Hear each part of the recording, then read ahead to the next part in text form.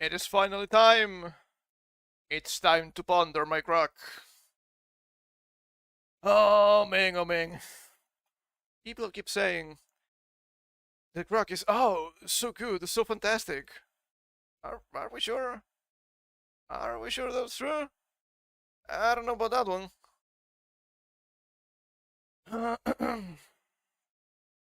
Okay, let's put everything here where it should be. There we go.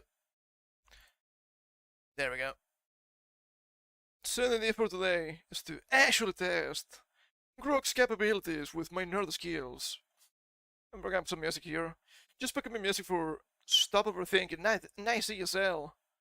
Cannot blame the guy. What about this? Is it good? There we go. Now it's loading. So, why am I doing this?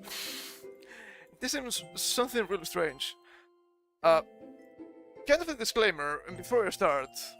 I'm really sleep deprived, and I'm really ticked off already. So, no brain, no patience. It's not gonna be a good day. It was not by my hand. The things turned out to be this way. I just live here.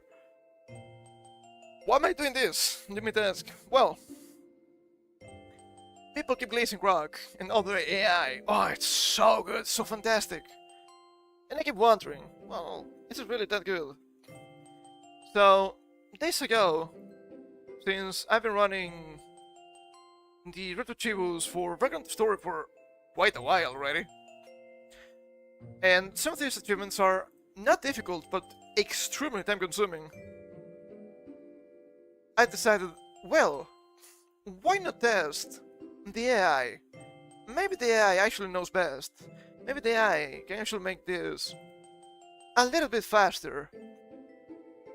I keep getting wrong answer from Grok.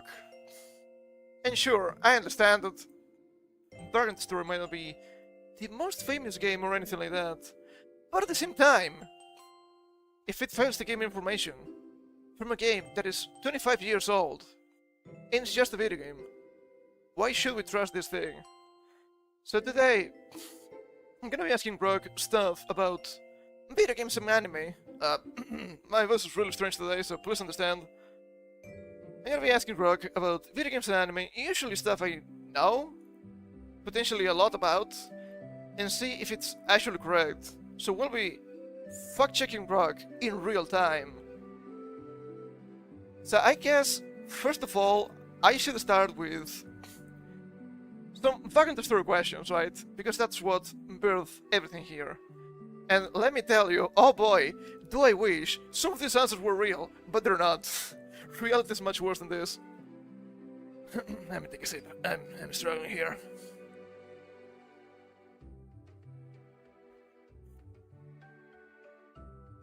So, let's hope I can get decent results here with my history here.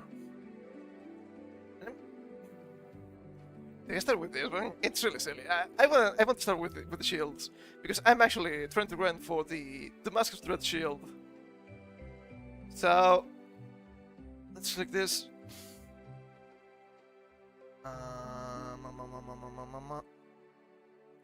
Okay, Dimension Ultimate.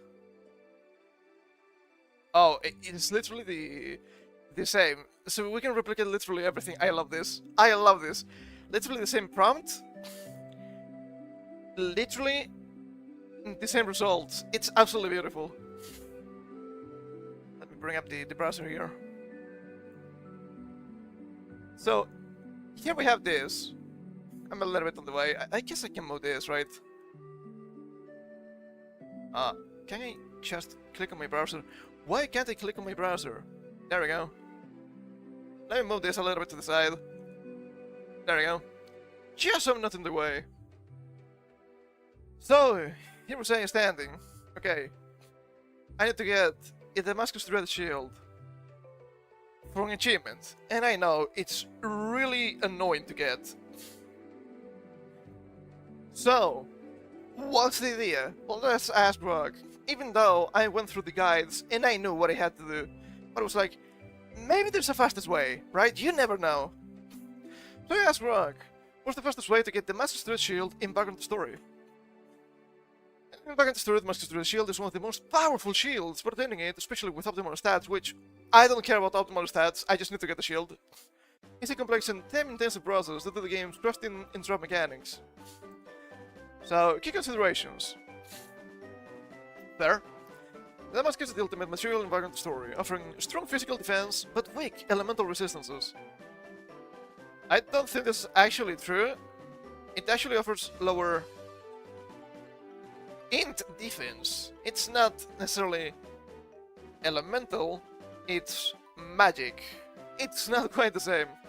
Can be crafted in the Metalworks Workshop, Downside Triest, in the first playthrough, or the Godhand's Workshop in New Game Plus. It's not entirely correct. It's not entirely correct, actually. That's kind of wrong.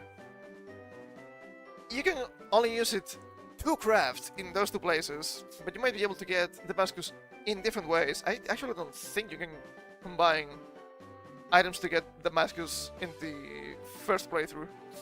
And the uses would be honey and silver boots, outputs, and that can only be done in God hands. Dread tier. Dread the highest shield tier, not dread shields, drop as loot, or found in chests, so you must craft them through combinations. Kind of annoying, but yes, that is correct. Crafting mechanics. Combining shields and workshops merge their stats. Add 40 to 80% efficiency. Link to diminishing returns. See high stats, you'll need to farm specific shields and combine them strategically. Just playthrough versus New Game Plus. What? I don't remember reading this. I don't think that's possible. In basic, Damascus Dread Shield is possible in the first playthrough, but in Ultimate Damascus Dread Shield typically requires multiple New Game Plus cycles due to the need for rare drops in specific workshops. Okay, this is a lie already. This is already a lie. You cannot get Damascus Dread Shield in the first playthrough. It's literally impossible. The only way for you to get Damascus Shields is through chests, and there are only two. Only one of them you can get in the first playthrough. That being the Circle Shield, which is like level 5 shield, which is not great when you need to go to level 16.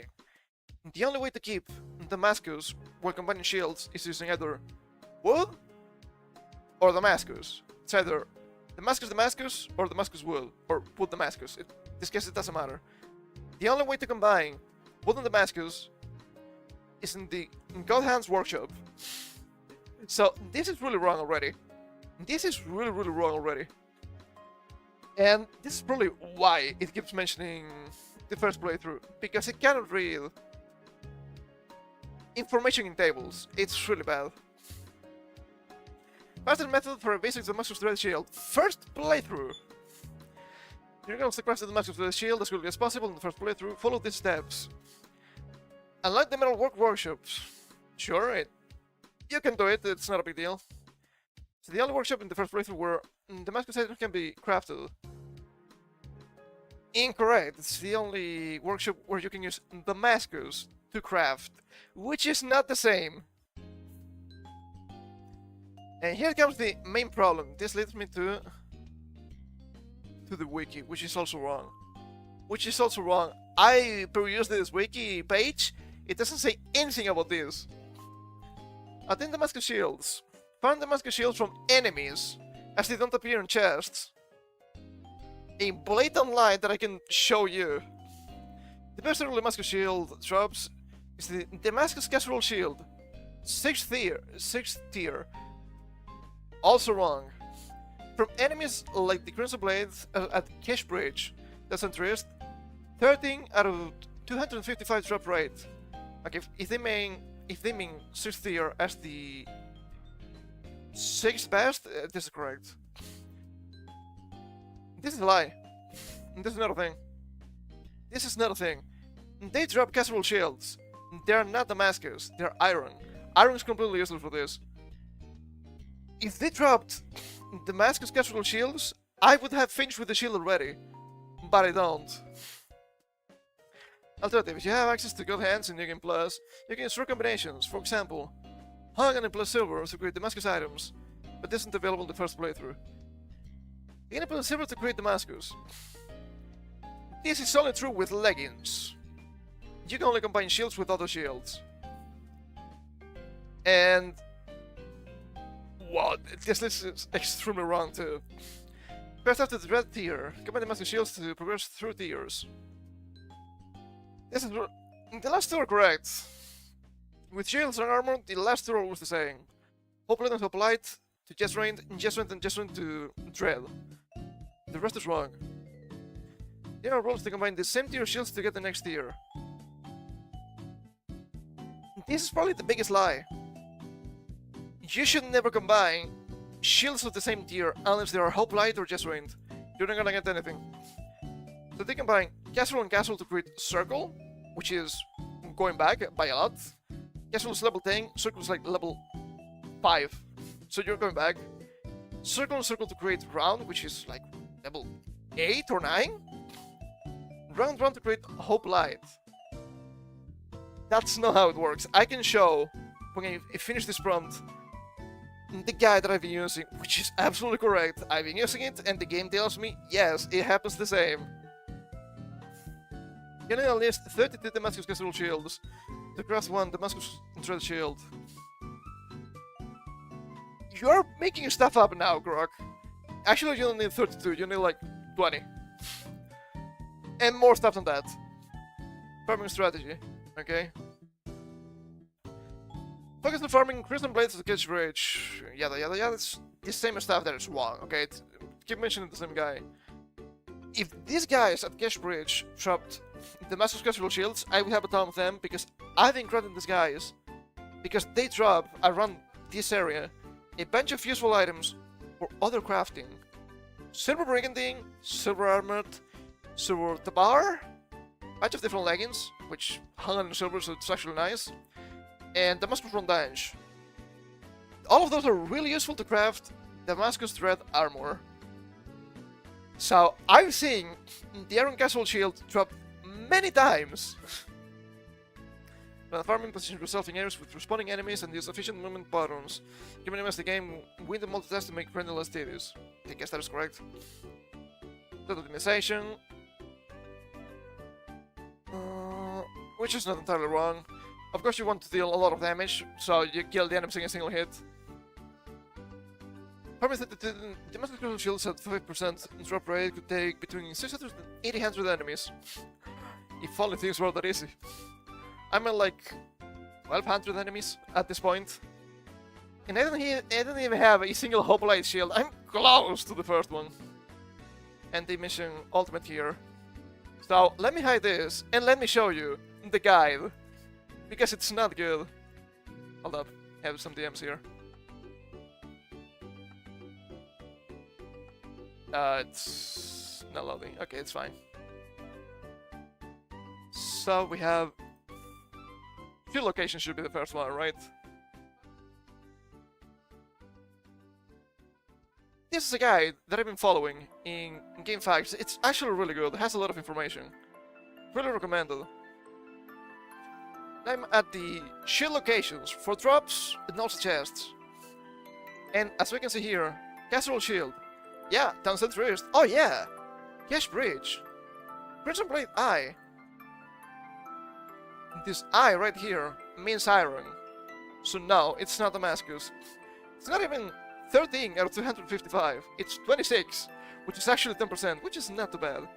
But this iron shield for us is completely useless. And as we can see here, we have a D for Damascus. And it's always, wow, so lucky. Yes, it's a chest. In Limestone Quarry, Companions Arms. This thing requires the gold key. That means New Game Plus. We can also go back a little bit to the Circle Shield. There's another D here. The Wine Sword, the Gallows, to the Final Age. You defeat the Meteor Zombie, and you need the chest key. But you get the free Damascus Circle Shield, which is... it's okay. It's okay. And if we go to combinations, here, combining. A bunch of information. This is weapons, we don't care about weapons right now. And this is shields. So, we have Castle Shield, level 10. Cool. And then from castle we went back to circle. We went to round, which was level 8, I was right. Then to hoplite, chest range, and tread. And if we see this here, it's kind of a big and convoluted table. So I made my own notes for this. But to create the hoplite, you need overall knight. To create the knight, you need hitter and noble. To create overall, you need casserole and heater. To create heater, you need kite and casserole. Or round and casserole. I think I was using round. Is round lower than kite? Yes, I've been using round because it's lesser combinations for the same item. I should be using my notes here on the side to make sure. Use spike and kite to create casserole. You use tower and round to create kite. Use circle and spike to create round. Use quad and tower to create spike. Use quad and circle to create tower. Use the torch and the quad up here to create the circle, and you create pelta and torch to create the quad. Belt and torch are the only ones you can get back here as wood. Circle flow and no, it's this guy. Rose Hunt and Delta, which are pretty close by. 10% drop, it's nice, you need a building of this. So as we can see already, a bunch of lies which don't make any sense. Let me bring up Grok again. Because the madness does not stop here. It's really funny. Let me take a look here. Yeah, it's a little bit strange, but sure.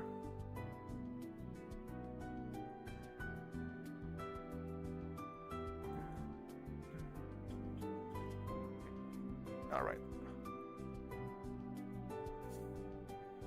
I mentioned Ultimate Damascus. I didn't care, so I completely skipped this. Keep mentioning the Crimson Blades, which is obviously wrong. I guess we can take a look at this, right? Musket Shield, sure. Available in New Game Plus. Actually wrong. Specific enemies or chests. There is secondary remaining. That's completely wrong. I don't know what you're talking about.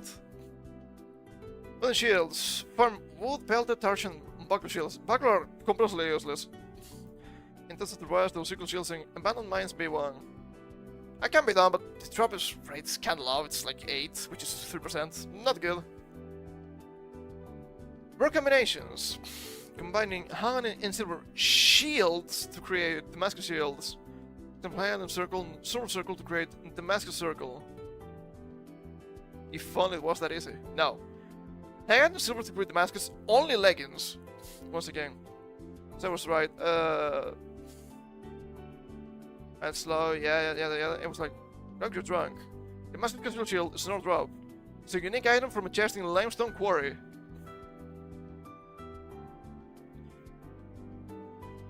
And he gives me a correction. And sure, he mentions getting companioning arms, limestone quarry, Damascus casserole shield. That's pretty good. And he keeps getting this wrong. For example, he keeps mentioning farming it from the Crimson Blades, which they don't drop Damascus casserole shields, which is extremely wrong. So I was like, you know what, fuck you, Grok. This doesn't make any sense. This doesn't make any fucking sense. So I also asked Grok some more stuff. I don't know how to use Grok properly. I also asked Grok.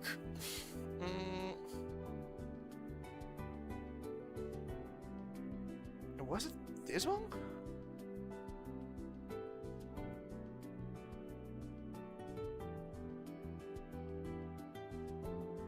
Oh yeah, this didn't make any sense to me. This didn't make any sense to me. So it's like, okay, if I don't have low drop rate, especially stuff like the Holy Wing, which I need to get, and I got already, is there a way for me to increase drop rate? The answer is no. But Grok says otherwise. So I have this here too. Real strange. Is there a way to increase drop rate and back on the story? Not direct in-game mechanics or item that split increases the drop rates of items or enemies. Just like, okay, fair. Target specific enemies. Playing New Game Plus because you keep the stats and probability drops, so it's fine. Tip on the reload seems kind of useless, but sure. Use cheat codes, much risk and good efficiency, it's okay. And they ask Rock, okay, what is the strongest accessory in back of the story? If I'm like, okay, if I need to boost my stats, getting a good accessory is gonna be a good idea, obviously. Strongest accessory is subjective and depends on your playstyle, build, and specific needs. That's bullshit. It is a clear winner. However, based on available information and community consensus, the Rudimverse is well regarded as one of the most powerful accessories due to its exceptional stats and versatility. I don't even know what Rock is talking about here, because the Rudimverse, it's not an accessory! It's crazy. Okay, you mentioned plus 10 strength, plus 5 intelligence, plus 5 agility. I don't think there's a single accessory with those stats. Take a look.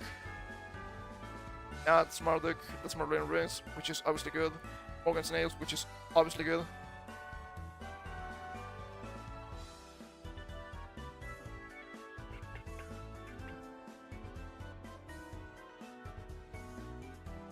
That's completely wrong.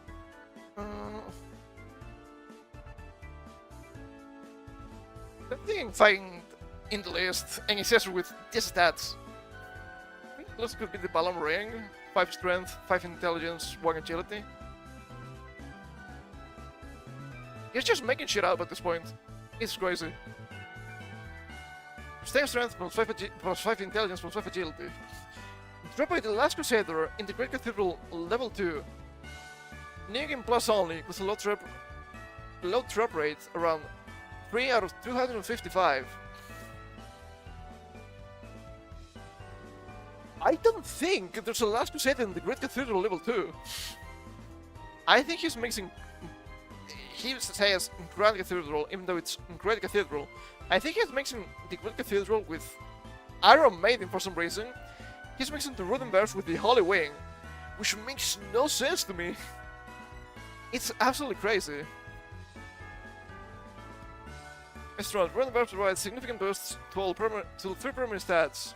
And some physical damage, magic damage, and hit/evade rates. Thanks to the deal for nearly any build, whether you're focusing on melee, magic, or balanced approach. Stat boosts are matched by most other accessories, which typically offer small bonuses, focus specific resistances. The Rudimverse is not an accessory. The Rudimverse is a gameplay mechanic. Did the music stop randomly? Why? Why did that happen? I'm getting the same stupid ass error that I did the other day. Why? Yeah, let's go to different videos, I suppose. Let's see if we get lucky.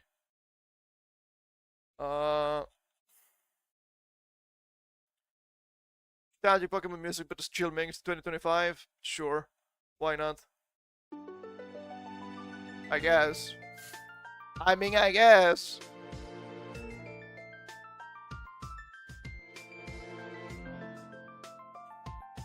The Rudimverse is not an accessory, it's a gameplay mechanic. It's the special tattoo actually gets when you finish the game. It lets you go through special doors in New Game Plus. That's all it is. Other notable accessories. Diablo. 15 intelligence, minus 5 agility. Dropped by Damascus Giant Crab in Iron Maiden B2 New Game Plus. Damascus Giant Crab is not in Iron Maiden B2. It's in a Snowfly Forest. Offers the highest intelligence boost in the game. Also false. Making the best choice for magic focus builds. Wrong. I don't even know if there's a Diablo accessory that gives these stats. Let me take a look. We get Diadra's Variance or Dragon Head. Diablo is another thing. I think. Is this thing using gems instead of accessories? Hold up. Gems. Take a look at the gems. No. no gem called Diablo anyway. Ammonia? Just another thing. We had Genie Amber, which is not a thing. The Moonstone, which is another thing. Baryon, which... okay, I guess. Also another thing. So, I don't know what the Diablo is in background story. I can't find anything with this name. Oh my god, the fucking bots, dude. They piss me off so much. Orthopedic mime. Get killed. I don't like the French.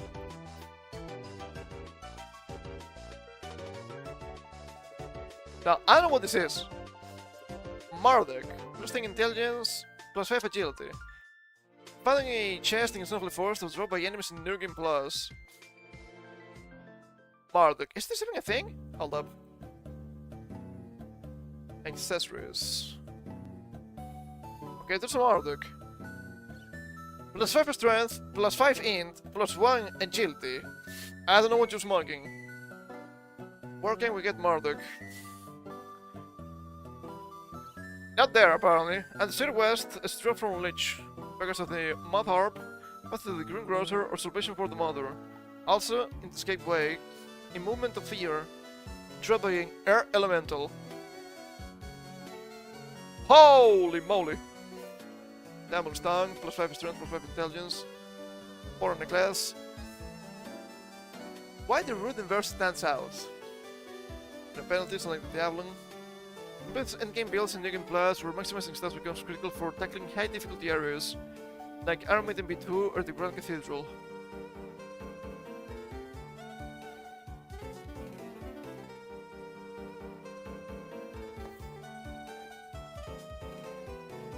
Okay.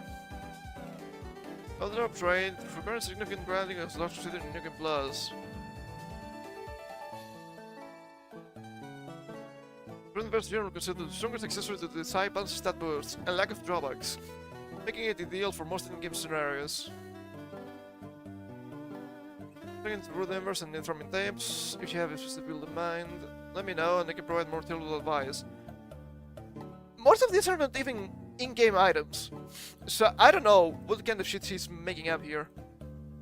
So, the true strongest accessory is a different thing. It is... let me bring this up. This thing here, Marlene's Ring. 20 strength, 25 int, 5 agility, 25 to every single class and type, which is really good. This thing is dropped, as we can see here. Marlene's Ring by the Asura in the keep, wiping blood from the blades. The time trial fight. 8 out of 255, 3% drop. And this is by name. So you can see. Oh, what about the Diablo? The what? The Adversary Ring, Dragon Head, and that's it. I don't know what Grok is talking about. It doesn't exist in the game. It makes no sense to me. It keeps telling me lies because these items don't exist in the game. It's absolutely insane. It's crazy to me. So right now, we're gonna start asking Grok some questions and see if this thing can get anything right. Will it be able to? I have my doubts.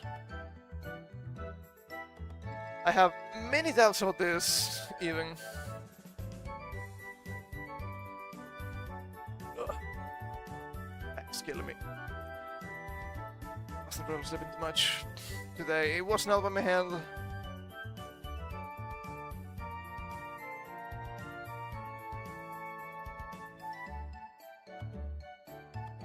Okay, let's see. So I've been thinking, there are obviously some games that I know quite a bunch, right? There's some animes that I know quite a bunch. I do expect some correct answers here, but I do expect a lot of fake information. So I guess I'm going to ask Grok some stuff about Pokemon games right now. And I'm not even trying to lead questions here. I'm not trying to get Grok to give me fake information, but as we've seen, Grok just makes shit up, which makes no sense to me. It's absolutely insane. So I guess I want to start from Gen 1, right? I cooked some possible prompts here for Grok, not only for Pokemon games, but I do know where Grok might choke. It might be really bad. So I want to ask Grok to give me like the top 15 Pokemon we can use in a casual playthrough for Pokemon Red and Blue on the Game Boy. So we're gonna be checking if we can actually obtain this Pokemon, if the moves this thing gives us are actually possible. I'm not going to count, oh, this thing tells me to keep using the Thunderbolt TM and I only have one. It's fine, I'm not going to count that, because I'm not asking for a team. And then I'm going to judge if the recommendations are actually good. It might take a while, so give me a list of the best 15 Pokemon I can use in a normal casual playthrough for... Can I make a mistake there? I don't think I did. For Pokemon Red and... what the hell? There we go. And Blue for the Game Boy. With comprehensive... it's not mobile... mode list?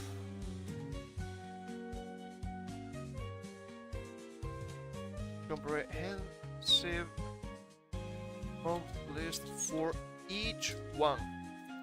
Let's see what happens. Some stuff I'm expecting to be really obvious, right? Okay, it's still writing. I'm gonna be assuming that refreshing exclusives are not gonna be a thing. I'm gonna be assuming probably a bunch of starters. That makes sense. Let's see if they make sense. For casual playthrough of Pokemon Red and Blue on the Game Boy, the best Pokemon are those that are easy to obtain, versatile in battle, and capable of covering a wide range of types to handle the diverse challenges of the game, including gym leaders, the Elite Four, and wild encounters. Most a list of 15 Pokemon that excel in casual playthrough due to their availability, stats, type advantages, and move pool. Pokemon includes a comprehensive move list tailored for a casual playthrough, focusing moves available will level up the M's and HMs. You cannot get anything else though. They prioritize moves that are effective, accessible, and useful for a casual player, avoiding overly complex strategies or breathing mechanics, which aren't available in Gen 1. Yeah, you better, you bitch. This assumes you're playing without trading, so don't trade evolutions like Alakazam or Golem. Focus on Pokemon you can catch and it's effectively in-game. I think that makes sense. Availability. Pokemon that can be caught relatively early or in carriers of the game. Fair. Coverage. Pokemon that provide good type matchups against gyms. Rock, Water, Electric, Grass, Poison, Psychic, Fire, and Ground. And Elite 4. Ice, Fire, and Rock, Psychic, and Dragon. If this thing starts mentioning Fairy type, I'm gonna be pissed. There's a lot of places where this thing can choke. But as you've seen, I said Pokemon Red and Blue for the Game Boy. This should be Gen 1, not even Yellow, just Gen 1. What's the deal? The Pokemon with strong stats and move pools that can handle multiple roles. Offensive, defensive status. Just offensive is fine, but sure, I guess. Ease of use. Pokemon don't require excessive grinding or rare items to be effective. Sure, makes sense. HM utility. Some Pokemon include for their ability to learn HMs, Cut, Surf, Strength, etc. to use Exploration. Think of position knows. First team of 6 Pokemon is recommended, but it provides 15 to give you flexibility to mix and match based on your playstyle or style choice. Charmander, Bulbasaur, or Squirtle. This includes your starter. All 3 are viable. Early game catches and strong late game options. For a casual playthrough, focus your core team with diverse types. Where Electric, Grass, Poison, Fire, Flying, Psychic, and Normal Ground.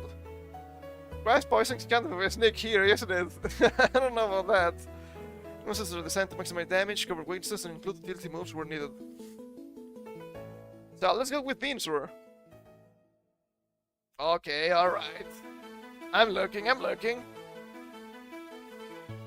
It's easier to start for beginners due to its advantage against the first two gyms. Rock and water. You can also mention disadvantage against Surge because you resist electric type. Bulky has weak type coverage. I don't know about that one. And also throwing status moves like a sleep powder. That's not wrong, okay. Location is correct. Evolution is... Don't believe might be wrong. Is the Visceral level 18? Hold up. Looking at my Pokemon TV. That's actually 16. Almost level 18 there. What? That's really strange. That doesn't make any sense to me. I have Bulbapedia, just in case. Thought it was 18. Huh, seems what I know. Maybe this thing is smarter than me. Okay, that's fine. Where's Leaf? Level 30 as Ivysaur. So late, really? What? That's crazy. Hold up.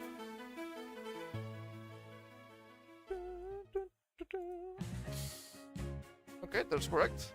I mean, it's Gen 1, that makes sense, right? Run the moveset. High crit, grass move for water, rock, and ground type. It's not high crit, it's guaranteed, but sure. Sleep powder, but enemies to sleep crits for catching Pokemons or styling. Yeah, not bad.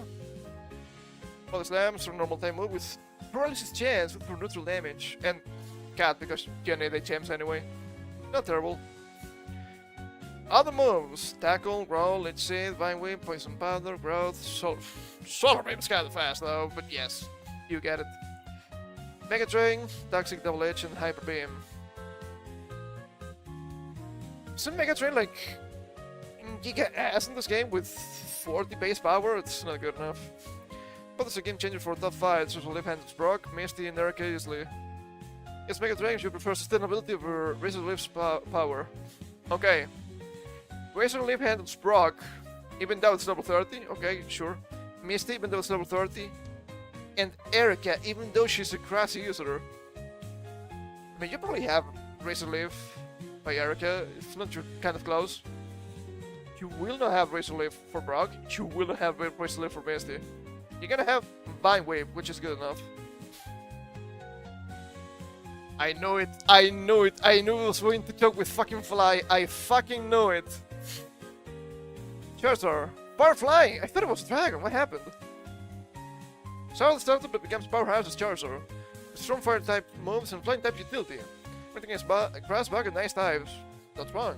16 and 32, 36. Holy moly, this is really bad. Okay, this is really bad already. Recommended moveset: Flamethrower, TM35. There's no Flamethrower TM in Gen 1. You get Flamethrower by level up. And damage fire move for grass, bug, and nice types. Ah, shit, I clicked the wrong thing. Hold up.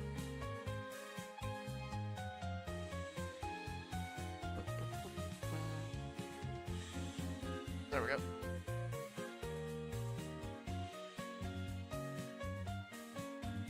Yeah, let me see. The only thing you get is 38 being Fire Blast. You get Flamethrower level 42 as Charm and Catalyte. You get the Bite and Blast. Okay. TM35. Bulbapedia. It was Metronome in Gen 1. That's pretty good. That's pretty good. Yeah, I need to bring out the browser for this. Or do you guys believe me? I think I can print this out, right? Hold up. Let me... Can make a new one. Did it break again at the same point? It did. Why? Why are you breaking on me, dude? Please, fuck off. I just want some chill music. What about chill and Pokemon video game music mix? This is awful, dude. Holy fuck. 50 minutes is way too much, man. It's not allowed. It's way too much. What are you doing? Am I right, fellas? God fucking damn it, this is awful. Okay, so... No, No, I don't want to do that. I don't want to repurpose that one. Can you just duplicate this?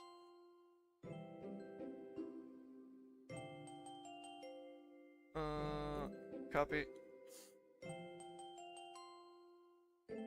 And I want to paste it duplicate. And it goes up there, cool. I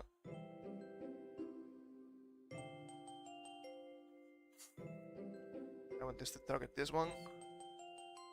And are you targeting the same one? Cool, cool, cool, cool. Okay, there we go. So, TM35, Gen 1, Metronome. Which is really funny, because actually the Charm on the line doesn't get access to this TM. That's beautiful. As we can see here. From 34, which is the Bite and Blast, to 38, which is Fire Blast. We can say it, right? Yes, we can. Oh, the scrapping is actually fantastic. So, Grok, I didn't know what you're talking about. I don't even know what you're talking about. 42 flamethrower for Charmeleon. It's probably like 40 seconds on the Zard. So this is not looking good already. This is not looking good already. Slash, a critical normal move for neutral damage. Yes, it's good. Fly. Pin move for fast travel. Doesn't flying type attack. This fucking thing doesn't get fly until yellow. Did you know that? I know I do.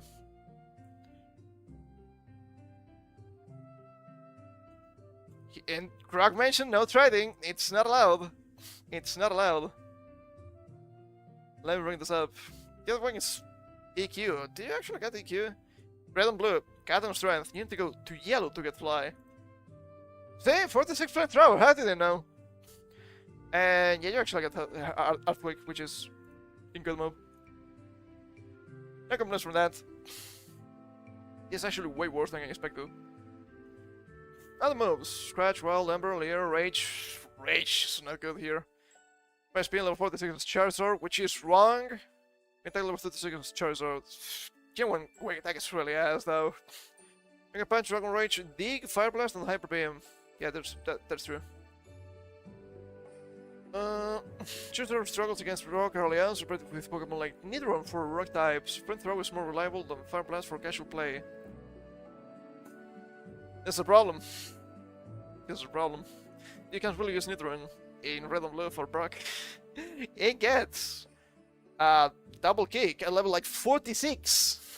It's not good. You need to rely on, I think it's Mankey.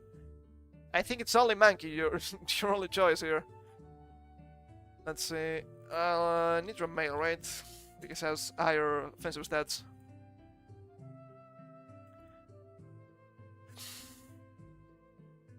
As we can see, level 43 for double kick.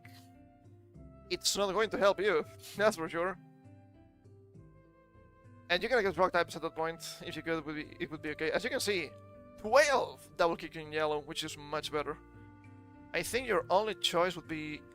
Hold up. Let me go back here. Let me go to round 22. No, I think in Gen 1 you might be fine. Don't think you can get Mankey. Oh, it's kind of bad. I know you can in the remix. Getting Mankey in the remix is pretty good. But 5, 6, 7, and 8. Oh, that's looking kind of bad. Yeah, I think you can. You have to tank it with whatever trash you have in Red and Blue. Ooh, that's kind of awful. That's not good. That's not good at all. Ah, fucking Christ! I keep pressing the wrong thing. The wrong purpose. I'm just stupid. Oh yeah, I'd say that's. Flamethrower slash Earthquake, it's probably overkill at this point. And yes, you would use Fly if you could. Blastoise, Water. I see a bite here. If it mentions Dark types, we know we're in trouble. So it started with Great Walk and access to Surf. It must have HM. That's a really good move. Just against Rock, Fire, and Ground types. Not wrong. Starter, 1636 is correct. Surf, HM 03, powerful water move, but essential field move for water travel. True. Ice Beam. Covers grass, flying and track types. Wait for lands. TM13, that's correct. Level 24 is war total. Early game, dark type move for psychics and ghosts. I don't need to tell you that in Gen 1 we didn't have dark types, right? And strength. Yeah, I think strength is fair. If Bite was actually dark type, yes, I would consider it. Other moves, Tackle, Tail Whip, Bubble, Water Gun, Withdraw, Skull Bash is kinda fast though, Hydro Pump. Mega Punch, Blizzard, Earthquake, Dig, and Bubble Beam. Not bad choices here. Given that Gen 1 is OP, Blizzard is actually a really good choice, despite the low PP.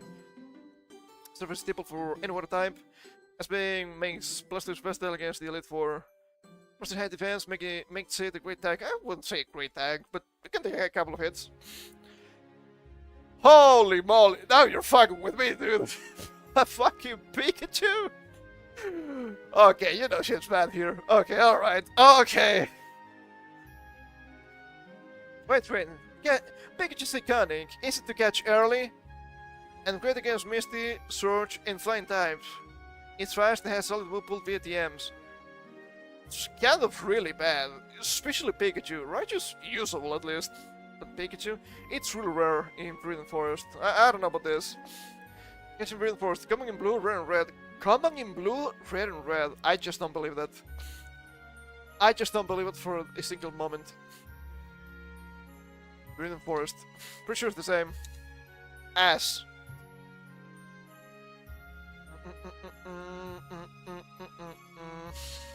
Boy, how do you know? How did I know that? Red and blue, Pikachu, 3 or 5 level, not level 4. 5%. 5%. How did I know? Well, I knew, because I understood that it was mixing Pikachu's Encounter rate with the rates for Caterpie and Weedle. Both are available in red and blue, but obviously Caterpie has a huge slant for blue, 45%, and Weedle has a huge slant for red, 45%, and the other versions they have 5%. How did I know? I played these games many times, did you know that? I think that makes sense. Wait, no, this is kind of bad. And, I mean, it's Gen 1, right? Yes, and Rage is not horrible, you have started XP. You don't have really many electric types, it's not that bad. Thunderbolt, TM24, strong reliable and move for water and flying types. I wouldn't use the TM24 on this guy, you get it as level up, which is much better. Understand what one settlement is correct, I skipped that one. Body Slam, TM, oh wait, normal move for neutral damage with paralysis chance. I mean, I do believe Body Slam is especially useful on an electric type, because it lets you paralyze electric types. I don't know if I would use Body Slam on Raichu of all things. It's really suspicious. Thunder Wave, TM45. Sure, it's at TM, I would use it as the level up move. You already have it for those enemies. Great for catching or styling. Yep, not bad. Mega Kick, hit damage normal move for extra power. I wouldn't run Mega Kick and Body Slam, it doesn't make any sense. I think I'd rather run unironically Quick Attack for priority. Also, I don't know if Raichu actually gets these moves. Don't know if it gets Mega Kick, the other 3 I'm pretty sure it does. Another move, Thunder Shock level 1, Growl, Quick Attack. So this could be interesting too, if they're spamming evasive strats. Agility and Thunder. And 43 is Pikachu now, it's literally everything is Pikachu, it's a Sting Evolution. TMs and Gems. Mega Punch says McDonald's, Double Team, and Flash. Did you get Double Team as level up? I guess you don't, that's crazy. Bolt for Raichu for stats, but Pikachu is fine if you prefer its charm. Thunderbolt is a must for Surge and Lorelei. Thunderbolt is a must, because obviously electric types against electric types are a good choice. Okay, it's smoking really big dag here. I don't know about that one. Okay, let me check this Raichu thing here, because I'm not sure about that. Did you actually get Mega Kick. It probably does, right? It has kicks. I don't think Pikachu is great as is. I mean, it's Gen 1. It probably works. Yeah, it actually gets the thing. It gets Mega Punch and Mega Kick. A lot of things get it, so I guess it's fine, right? Submission or Seismic Toss, not too bad. T-Bot is fine. And you can always Bite and Blast. Yeah, I think I'd rather run either Swift, to get this level up, or Quick Attack. Quick Attack. Instead of Mega Kick. You know shit is bad if you're running Mega Kick anyway. You didn't get Dig, that's kind of a shame. Also, are you going to tell me these stats are fine? 320. Whoa, 90 speed, and then what? You didn't get the light ball in this game. It's not a good idea. It's not a good idea. What else? Nidoking is really good. I hope you don't lie to me here.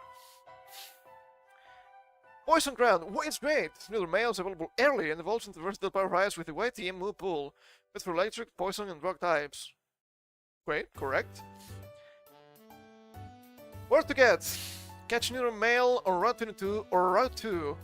Early game. It's not in Route 2, I know as much. 16 for Nidorino, Moonstone for Nidoking, Mount Moon or Sylvan City. Sylvan City, what? I know you can get 2 in Mount Moon. Okay, I don't think you can get this guy in Route 2, right? Neither male. Male on your stream! Oh, Route 2 in yellow. Now you're lying to me. I said red and blue. I said red and blue thing. I said red and blue. You're fucking lying to me. That's not good. That's never good. Why the fuck are you lying to me? Why are you lying to me? I said red and blue. Not Gen 1. Red and blue. That's a problem. Now that's a problem. Go and moves it. Earthquake, yeah, makes sense. Thunderbolt, that makes sense. Ice Beam, that makes sense. Pouring Attack, level 2 and 3 is Nidorino.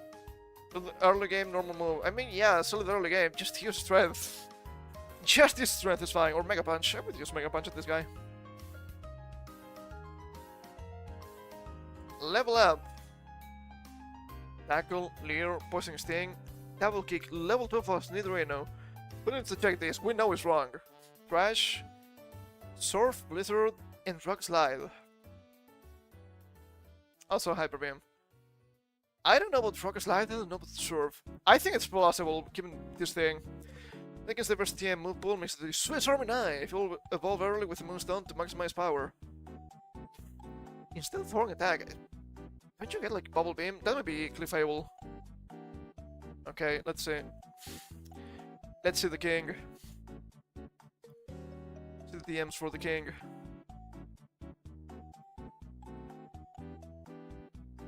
Okay, you get Surf, that's pretty good. You get Bubble Beam, I was wrong, see? Good chance for early game. Rock Slide. Probably gets Rock Slide, right? Get that, yeah, it's a ground type, it makes sense. Okay, you're not lying a lot about Nidoking at least. That's great. Snorlax. Okay, alright. Okay, alright. Snorlax changed a lot since Gen 1. Let's see what happens here. Why, it's great! Snorlax is tagged with high HP and attack, capable of learning strong TMs like Earthquake and Ice Beam. It's a great all-purpose Pokemon. Oh boy. Where to get? Get your Sleeping Snorlax on Route 12 or 16. Isn't the Buck Blood? Makes sense. Doesn't evolve. What do you get? Body Slam. No 38 or TM. Strong normal move with Paralysis chance. Good. Earthquake. Comes Rock and Electric types. Good. Hyper Beam. It's Gen 1, so it makes sense. Good. Surf. Water type coverage and field utility. I guess Surf is not the worst coverage for Snorlax. If you even get it, which I don't even know. I don't think I've ever used Super Snorlax. It's a normal type, it will make sense. Okay, you get it, it's fine. Other moves. How about Amnesia, Rest, and Double Edge? TM, Thunderbolt, Ice Beam, Psychic, and Strength. Did you actually get Psychic? You do? Holy shit, that's crazy. You don't really have a great special though, so it might be a bad idea. You might need Amnesia for that. This is a late game issue, but worth it for its bulk and power. What's can be paired with a chest of berry if traded from later games for healing. I love trading items for later games to this one. Am I gonna get a chest of berry from Gen 3 into Gen 1? I have no clue. It might happen. Jolting, Electric. Yeah, Jolting is a really good choice. That's great. Its electric type evolution is fast and powerful, but for water and flying types. Speed makes it ideal for casual play. You live in Silver City, and it's a Thunderstone. Back at the Pokemon Mansion. Yeah, I think it's called the Pokemon Mansion too. Okay. What do you get? Thunderbolt is at the M. Good. Double Kick, level 30. You know, things are really bad right now. Rock, types. I'm just saying, Jolteon's attack stats, it's not a good idea, but sure. Beam Missile, but they move for grass and psychic types. Lumao, to be fair, what else are you going to run with Jolteon? Quick attacks, you're already faster. And Body Slam. Other moves. Tackles and attack, quick attack, Thunder Shock, agility. You didn't mention Thunder, why not? You get that as level up move, I'm pretty sure. DOA, Double Team, and Hyper Beam. Hyper Beam with this thing, no thanks. This is one of the Pikachu if you want to spell. DOA is excellent for status control. Vaporeon. Do you know the Vaporeon? Okay, let's see. Let's see here. Do we actually believe in the Jolteon? Do we believe in the Jolteon propaganda? You can double kick at level 42. Not 30. Beam Missile at level 48. Not 36. So you're using yellow levels once again. Can you get Body Slam? I guess that's fine. When you say this, you know, shit's bad. I don't know. I think I'd rather run Sound Attack, right? Because let's be real. A 65 attack, it's like 20 better than expected. It could be way worse. It could be way worse. I guess Beam Missile might be usable. And not double kick. Rock types have massive defense anyway. Vaporeon. Evolution is bulky and versatile. With access to Surf and Ice Beam. Great for Rock, Fire, and Ground types. Okay, that's correct. Surf, Ice Beam, sure. Aurora Beam, alternative ice move, Team 13 is used elsewhere. Not bad. And Quick Attack. Is this me? I did use Quick Attack with Vaporeon before. What do we have? Tackles and Attack, Water Gun, Haze, Side Pump, Blister, Body Slam, and Double Edge. You really have anything better than this? I think I'd rather run Rest with this guy.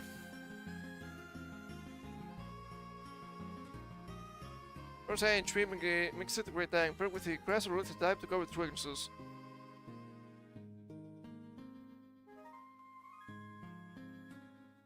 Grass or electric type to cover its weaknesses. What? What are you covering here? Okay, this thing is weak to electric, to grass, and that's it. What are you doing with grass and electric?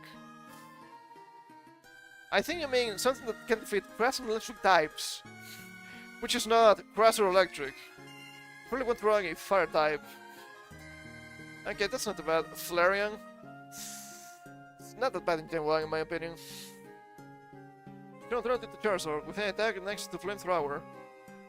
Good for grass, bug, and ice types. Okay, that's correct. Flamethrower, Team 35, once again, that is not real. Body Slam, makes sense. Quick Attack, sure. Hyper Beam.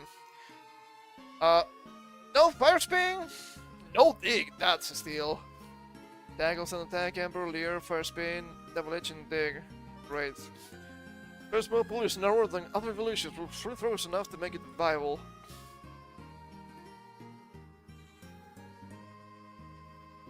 I don't know if that's fair when you have Jolteon here.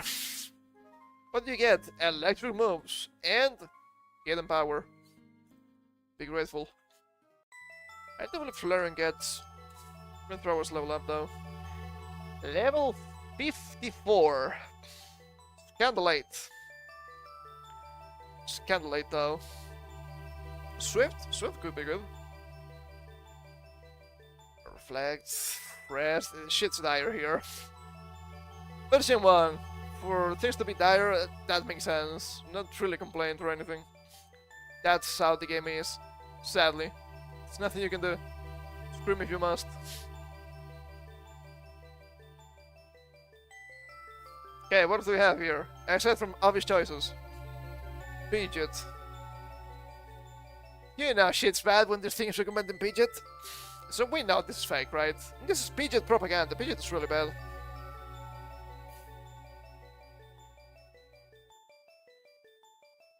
Pidgeot's coming early game and evolves into faster level falling type for grass, bug, and fighting types.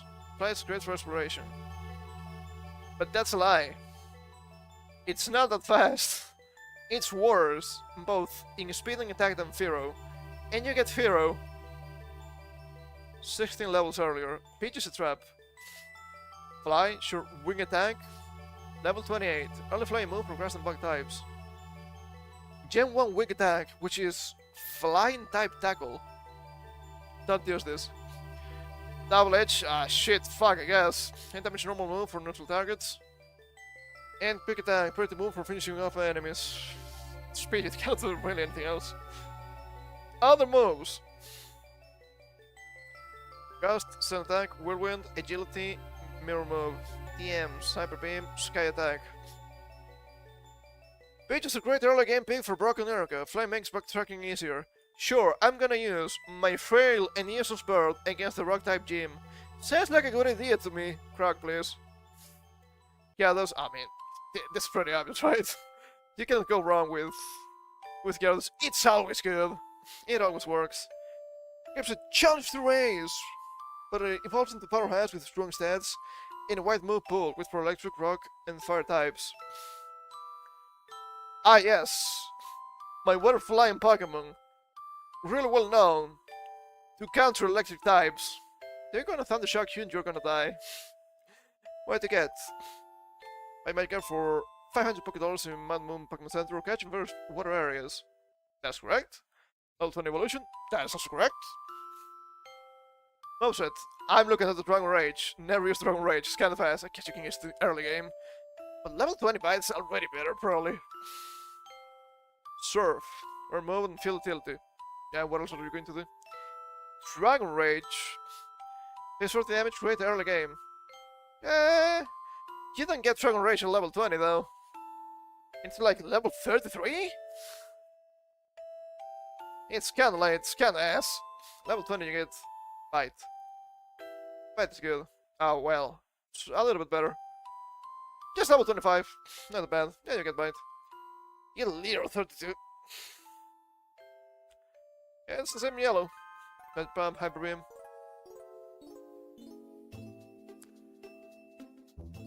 Oh, if you didn't get Earthquake back here, what a shame. Okay, T-Bolt, you can learn it. Thing is,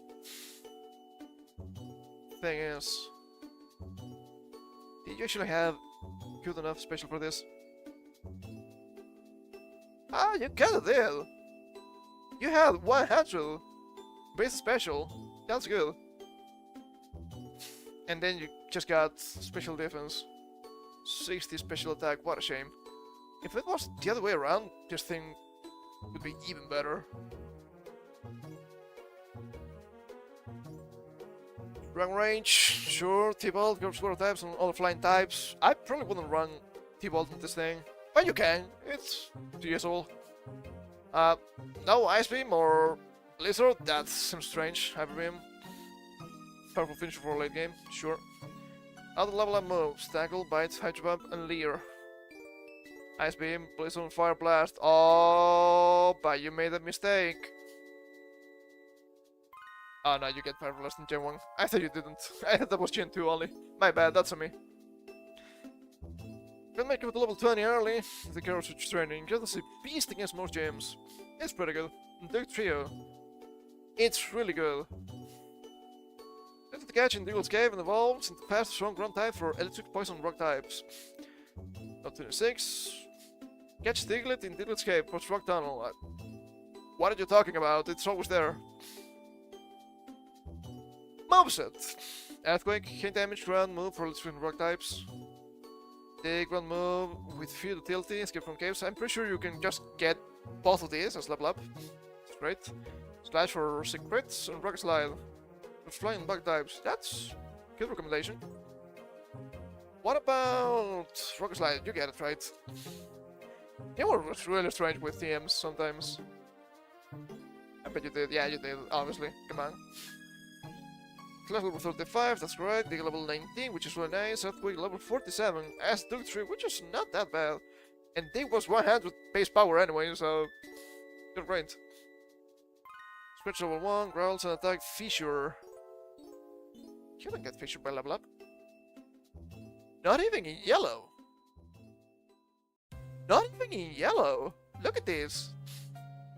That's crazy. What? That's really strange. Level 49 fissure. Is it Gen 3 kind of thing?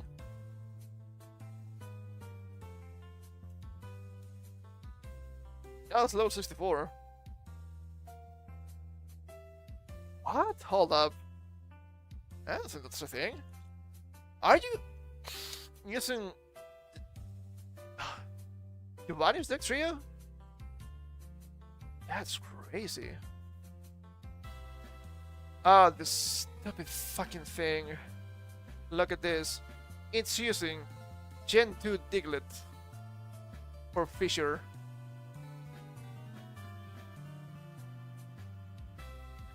Okay, alright. I thought we said no trading. Can you stop lying to me? It says we're here. 49 is deck trio, which is really wrong. This speed makes great for Search and Giovanni. You can use for exploration. Yeah, that's not bad. Executor, you know things are bad here. Where's Raticate? Raticate is actually fantastic. Execute is available mid-game and evolves into a strong grass psychic type with great special stats with water, rocket fighting. Okay. Catch Execute and Super Zone. It's not the worst, but yeah. They've stunned, that's correct. Recommended moveset, Mega Train. 40 base power Mega Train, by the way. Psychic, Mega Train, Stun Spore, Solar Beam. Other moves, Barrage, Hypnosis, Lich Seed, Egg Bomb. 48 is the Secretary, I think that's fake. Double Edge, Hyper Beam, Explosion. But for Koga and Bruno, Seg is to master its power and type coverage. Do you actually get Stun Spore level 28 with Execute? I'm not so sure. I'm not so sure about that, baby boy. Only one way to find out.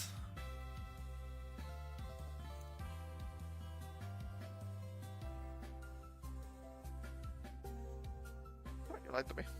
You lied to me, game. Okay, you get the Stun Spore 32. Which is not correct. It should be 28.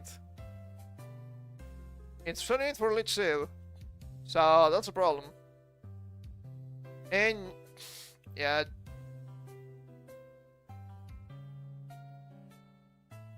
Lumao doesn't get Mega Train. Only Poke Evolution. Holy fuck, dude, what the hell? Just give Mega Train to the small guy. And you get Stomp on level 28. That's Executor, it's the only thing you get. So no, getting Egg Bomb on level 48 is wrong.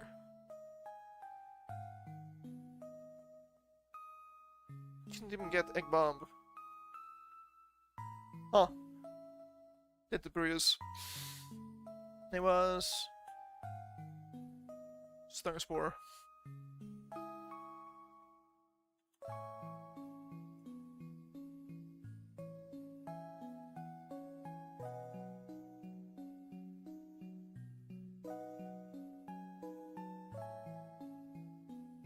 Level 28. Stun Spore for Execute. It's never a thing. 32, Gen 1, 25, Gens 2 and 3, 19, 4, 5, 6, and 7. And 16. Let's go Pikachu and Eevee. What the fuck gets Stone Spore level 28 for this to happen? I guess Vennet changed 2 and 3.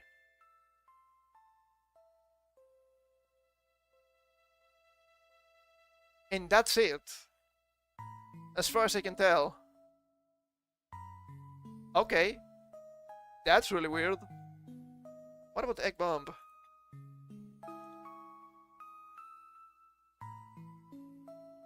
He 37.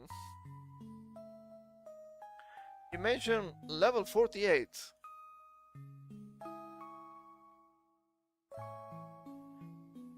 Egg Bomb, level 48 as Executor, it's right there. Now Pokemon learns Egg Bomb at level 48. Guess the classes would be Chansey and Blissey in Ultra Sun and Moon at level 44. Holy mother! Jesus, okay. Alright. It's not good. It's not good. Okay. 2 to go, let's see. Lapras, that's pretty good, right? Second Pokemon with high stats and access to Surf and Ice Beam, making it versatile for Rock, Fire, Grass, and Dragon. Triple Lapras and Silphco, Super City, 7th floor, that seems correct. That's not evolve. Recommend moves. Surf, Ice Beam, T-Bolt, and Body Slam. Did you actually get T-Bolt in Gen 1? Don't remember. I think you do. Last time I used that thing was Gen 3 though. You actually do. You also get Ice Wing as level up at level 38, so just use it. You also get Body Slam at level 35, so just use it. Don't waste the M's. Mudgun, Growl, Sing, Mist, Confuse Ray, Hydro Pump. Blizzard, Psychic, Dragon Rage, and Strength. You get Dragon Rage. Okay. Haven't late game edition, but excellent for Elite Four, special lands and training types. That's when Kadabra. If this thing mentions punching, you know things are bad. Why it's great! That was available mid-game and evolves into fast, powerful psychic type that dominates poison and fighting types. Not strong enough without needing to trade for like SM. Correct? You turn right 24 and 25, teleport. So you steps moves or quick attacks. Just throw the ball. You're probably not faster. I'll just think into Kadabra, okay? Psychic. Get us level up, that's fine. Recover, level 20. Third tree, great for sustainability. Unless you're fighting other special attackers, you're not surviving enough. Just make that 6 damage base level, good for early game. Literally not good for early game, but sure. And reflect boost, defense or survivability. Only for yourself, actually. Other moves. Teleport, Confusion, Disable, Side Beam. TMs, Dig, Body Slam, and Double Edge. There's no way you get Dig. There's no way you get Dig. After you get the gadget, the teleport because that was worth it for Cog and Bruno. Sek is a game changer. Yeah, Sek is a really good move. So, Kadabra.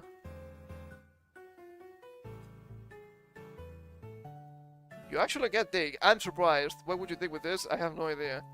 But Recover's level 31, so that's false. D-Wave could be useful. But yeah, there's not a lot of stuff here. 31 for Recover still. You give a line to me, game. Yeah, give a line to me. The other thing I was looking at. Hold up. Body Slam and Double Edge. Do you? You do, but you wouldn't. I mean, you wouldn't. 35 base attack. You're not fighting physically with this thing. Absolutely not. Absolutely not.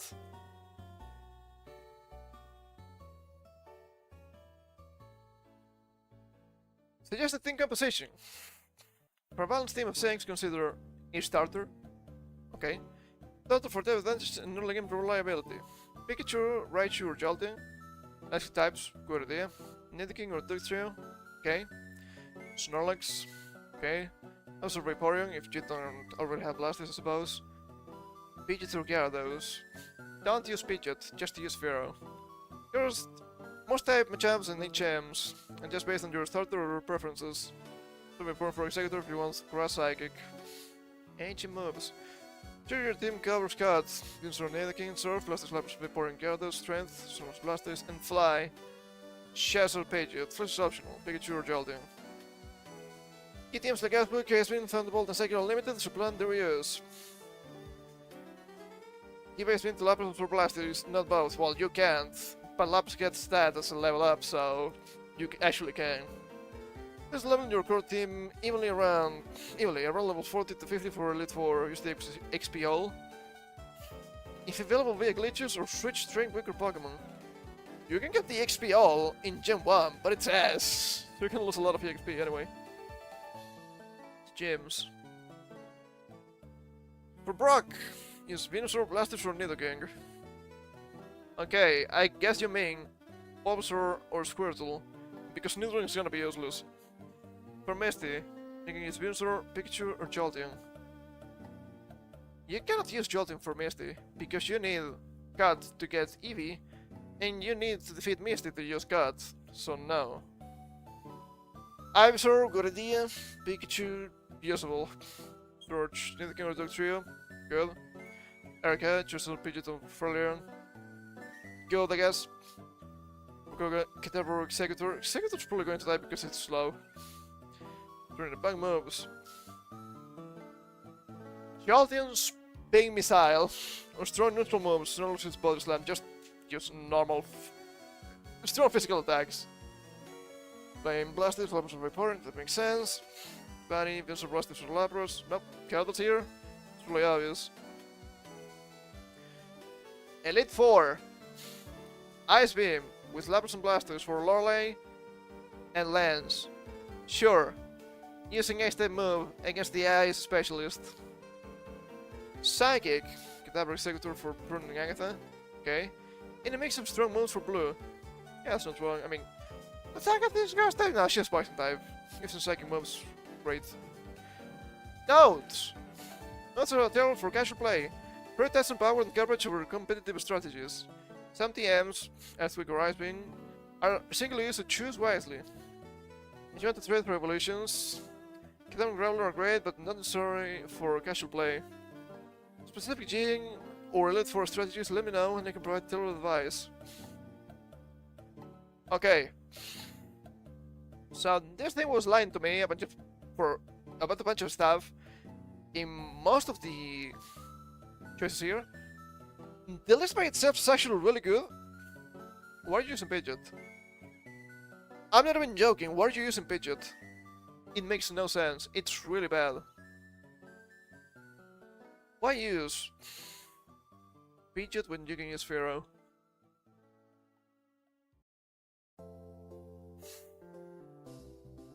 So, 36 level for this. 1-1 speed, 80 base attack, without good moves. I think the best you get is probably Wing Attack, Sky Attack, something like that. It's not good. Level 36 for this. Level 18 for Pidgeotto, which is this. And then you have Pharaoh. 20 levels for this. 100 speed, 90 attack. That's pretty good. What do you get with Spearow? Oh! You get Drill Peck! That's a good move. What else? I don't care, you get Drill Peck. I guess you can use, I don't know, Swift or something like that. You're just drilling with this guy. Why are you using Pidgeotto or Pidgeot? It's not good. It's not good, that's nothing. Look at the moves, what do you get? Wing Attack, level 31. 35 base power. I guess you can fly, I guess you can use Sky Attack. At that point, why'd you not attack with anything else? That's crazy bad. That's crazy bad. I don't know where this thing got the idea of using Pidgeot, but it's not good. It's not good. That's insane to me. Okay. That was the first big question for this thing. What else can we ask? Let me get the blank slate here. Well, first of all, I think I need to blow my nose. It's kind of stuffy right now. Give me a second.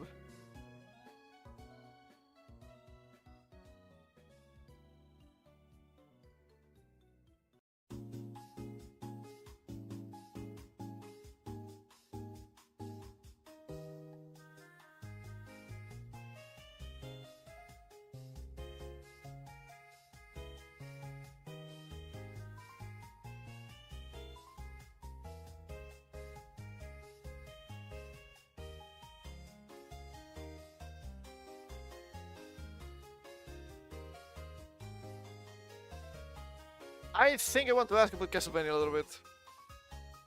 I think that would be a good idea. So, let me formulate this question. What are the prerequisites to get the best ending in Castlevania Area of Sorrow? It's probably gonna give me something that is going to work, but it's going to lie to me, which is really funny. Or maybe not. Who knows? Oh, that seems to be correct. That seems to be correct. How did that happen? I was trying to set something up here, but I guess Grok knows this. To get the best ending in Castlevania Sorrow, you need to follow specific steps and meet certain requirements. Here's the concise guide to the prerequisites. Just collect 3 specific souls. Flame Demon, Giant Bat, and Succubus. Okay, that's already fake. But you're Flame Demon, drop the Flame Demon enemies. The Underground Reservoir or Chaotic Realm. I don't think the Flame Demon is in the Chaotic Realm, and that would be too late. Giant Bat, dropped by bad enemies, coming very seriously the castle corridor. No! You get that after fighting Balor. I wouldn't expect this to be the mistake, but here we are. Succubus by the Succubus enemy in the top floor area. It's not only the top floor, but it's pretty common. 50 Graham jumps with the key souls equipped. Progress with the game until you face Graham jumps in the clock tower. Graham jumps in the clock tower, by the way. You find the guy in the throne room, so that's also fake. Ensure the Flame Demon, Giant Bat, and Succubus souls are good as your active souls before defeating him. I don't think it has to be before defeating him. I think it has to be throughout the fight. I'm not quite sure about the flag, so I cannot really tell here. Defeating Graham with his souls are good will trigger a cutscene. Someone absorbs Graham's power, revealing that someone is struggling with reincarnation and unlocking the path to the true final area. Enter the Chaotic Realm. Defeating Graham with the Gizzle's Whip, hit the floating guarding, use the Black Panther Soul, speed or another movement ability to navigate to the sealed door in the top floor areas. It's not the top floor, I don't think. I don't remember the name of the place. But I'm pretty sure it's not the top floor. The key is also equipped, the door will open when they exit the Chaotic Realm. Defeat Chaos, the true final boss. Navigate through the Chaotic Realm to confront Chaos, the true final boss. Defeat Chaos to unlock the best ending. This battle requires careful preparation. It involves multiple phases and challenging attacks. If you do not lose the key yourselves before fighting Graham, you must be equipped during the battle. I don't think you can, but sure. The best ending requires you to defeat both Graham and Chaos. Depending on Graham with the key souls, or stopping after Graham results in a lesser ending, the good or bad ending. To maximize your chances, consider equipping strong souls and gear, specialized for high damage weapons, and level up sufficiently. All of the steps, collecting and equipping the Flame Demon Giant Bat in Succubus souls. So, the wrong information was not what I was expecting. Which is really funny. I was expecting this to tell me that I actually have to get the books to tell you the souls that you need. You don't need the books. Funny enough, I never get the books. So, it's not the top floor, it's...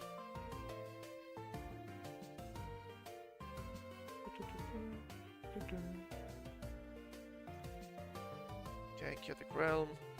Is it the top floor? No, it's not. No, it's not. You're lying to me. Floating garden. I'm looking at the wiki. Oh my god, just go into the thing. You're so annoying. No, it's just a floating garden. It's just a floating garden. It's just a floating garden. It's this thing here. It's the floating garden. You keep lying to me. Why are you lying? Why do you keep lying to me? I don't like this. I don't like this. Guess I just want to ask about the 5 best weapons in Inner Sorrow, right? Because that was kind of short. What are the 5 best weapons in Sylvania? Area of Sorrow, and where do... How do you get them? There you go. Let's see if there is any snake here. Excalibur! Excalibur! Let's see. Guess when you are the best weapons depend on playing style. Now, weapons stand out for their power, utility, or unique effects, especially late game. These are based on their damage output, special properties, and synergy with some soul system. This is the list with how to acquire them. There's lines, which is great. The strongest holy weapon, with high damage. 46 attack. Lies. That's a huge lie and you know it. And long reach and fast swing speed. It's effective against most enemies. Special dark line ones like the final boss. How to get? Drop by the Archdevil. 0.8% drop rate in the forbidden area. You need to gain Ghost Soul to access this area? With passions through waterfall in the inner quarters. From the Archdevil near the save point for best results. What are you talking about? What? That's crazy. What is this lie? Did you make this lie? That's insane. That's not how you get it. I don't think the Archdevil drops weapons even. What are you talking about? This is not even Archdevil. Ha! Funny. Really funny. I mean, I know how to get it. But this is so wrong. I don't know how to start. I get literally no results if I try to look up Archdevil in the wiki, which is really bad. Keeps happening. So this is the wiki page for Nuada Sword. I thought that was the bad guy from Hellboy 2. Might be a different guy. The most powerful weapon available to the player in normal mode. Can you give me the stats? I think you can. That's a shame. These are weapons from the 10 trials and the found sword. Sword is a holy weapon. You're not giving me the attack. It's not 46. I can tell you as much. It's really, really powerful. Item data. We need to go down here. 99! Plus 7 to strength, constitution, and intelligence. That's pretty good. That's pretty good. Availability. To obtain it, the player must first get past the big waterfall located at the underground reservoir. To accomplish this, equip the Undine Soul in order to be able to walk on the water surface, and deactivate any of the 3 rush worms available in the game: Curly, Devil, or Manticore, to make it across the falling stream and reach the other side, which leads directly to the forbidden area. Go through the initial cavern until reaching a flooded area, enter the sunken ship found there, and exit through the left side of the soul. A bit further until you reach the dead end, and hit the wall to make it crumble and reveal a secret room containing the sword. That's how you get it. I do it every single time because it's really that good. Is it perhaps Archdemon? Okay, there are Archdemons in the game. There are Archdemons in the game. It's Archdemon or Archdemon, not Archdevil. As we can see here, Archdemon Okay, demon, my bad. So, what kind of information do you have? Origins. The people. Yeah, it's funny. So, this Berry of Sorrow. What do you have? Well, it's this thing that has 46 attack, apparently. That's interesting to know. Inner quarters, underquarters war, and the arena. Common drop. Nothing. Rare drop. High mind up. Impure recovery item. Soul magic bag. What are you talking about, Grok? I thought this guy was good. I'm getting more false information than I was suspecting. I'm not even joking. I was not expecting these mistakes. I was expecting mistakes, a lot of them. Not this. Not these mistakes. That's insane to me. That's crazy. The Excalibur. Excalibur, Excalibur. I can tell you this is wrong already. It with 65 attack, dealing massive damage per hit. Its slow swing is offset by its raw power, making it ideal for boss fights and tanky enemies. How to get? Found in the Chaotic Realm, apparently, in room with a large spinning blade trap. You need the Galamoth Soul to bypass time stop barriers. Trap by Legion in the underground cemetery. Room is near the center of the Chaotic Realm. What are you talking about? I don't know if 65 attack is even correct. I know that this weapon is a time attack reward. That's bad. Oh, it's not 65. It's 120. That's odd. It's the boss rush. That's the name of the thing. 120. That's pretty good. It's kind of slow. That's fun to use because it still has to work, right? So, as we can see here, cannot be solved. Excalibur is the strongest sword, and second strongest weapon of them all. Only that sickle being stronger. Can't have any other sorrow. Can only be obtained by completing the boss rush in less than 7 and more than 4 minutes.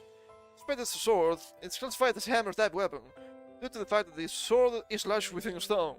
It is run from above the head and then downward in arcing motion, although it's very slow to attack. We also have here a little bit of life time between 5 and 6 minutes. We don't know. It's not what Frog is telling me, at least. That's crazy. That's crazy. What the hell is going on? Vegeta. This thing even in the game? I don't think so. A fist weapon. Are we sure? I thought it was a dagger. I may be wrong. Infused weapon with 55 attack and lightning damage, offering fast attacks and decent range. It's versatile and pairs well with souls that boost speed or elemental damage. How to get? Dropping the lightning doll, 1.2% drop rate in the Chaotic Realm. Form them in air worlds with multiple spawns. It assaults like Black Panther for faster movement to speed up the process. Why check in real time? What the hell are you talking about? Type B knife.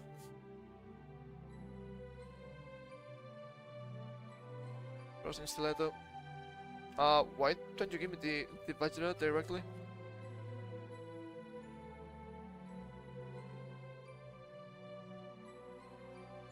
Huh? Hold up.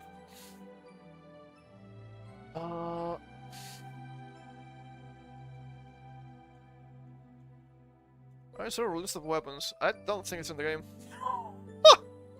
I don't think it's an actual item. Oh, yeah, shit's bad. Now you know shit's bad. Hold up. That's inventory. Weapons and armor. Weapons. Let's see here. Let's bring this up.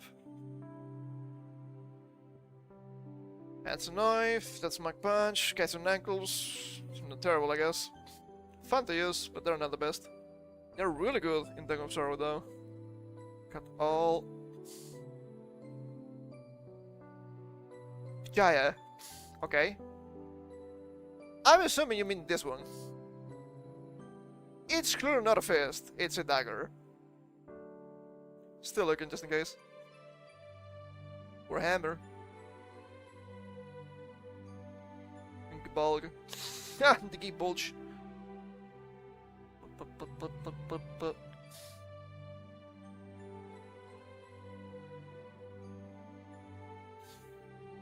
Okay, alright. I'm looking. At the heart of Agnes defend the game, suspended between the two watchtowers near the entrance to the castle, about the classic zombie corridor. Proceed when you obtain the double jump ability and explore those towers. Or it's too high up and cannot be reached by just double jumping. The entire region of the map, there's like it might be filled in with first explored, however. Then you're able to fly using the jump at soul after obtained after defeating Balor in the arena. You may not remember where the weapon was, or that even existed, since there's no blank area of the map to point. Okay. 30 damage. Not 55. You also mentioned the lightning doll, which is not in that place. Lightning doll. Inner quarters or clock tower. Drops? Nothing. Just the soul. Okay, alright. Sure thing. What do you have? That's sequel, that makes sense. In two-handed size with 60 attack and dark damage. As a white arc and boosts. Storm starts. Plus 10 strength plus 10 con. I'm pretty sure this thing also gives int, but I'm not sure. Might be missing with the row. It's excellent for crowd control and boss fights. Drop by death. 1% drop rate in the clock tower after defeating him as a boss. Hit him in both faces. Okay, Balmung, but now we know. Then fire him in the arena if he respawns. Rare. Alternatively, use the Chaos Ring to boost soul drops. Drop rates if available. There's not a soul, so it's not going to work. Chaos Ring, I'm pretty sure what it does is give you infinite MP anyway.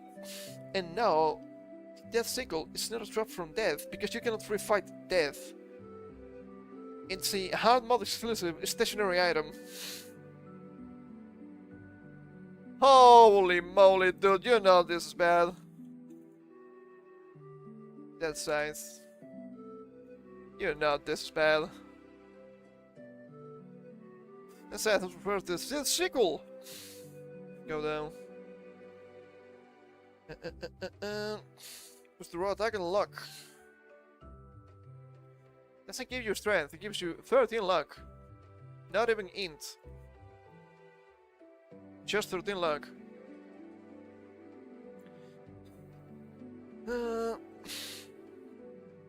Okay. Well, appears in the top right corner of the room inside of Death's room. Only hard mode, and it cannot be reached until the player obtains the giant bad soul. The weapon resembles a one-bladed version of Death's own bone scythe. That's pretty cool. That's pretty cool. What about the Balmung? What about the Balmung? Wizard with 50 attack and long reach. Slightly weaker than the Excalibur, but faster and easier to obtain. Its only damage makes it effective against many late game enemies. I don't think you actually get holy damage from this thing though. How to get found in the arena, in a room guarded by multiple enemies after defeating Balor. You don't need to defeat Balor. You need the Hypogryph Soul to double jump to the platform where it's located. You don't need Hypogryph for this, because this is before Hypogryph.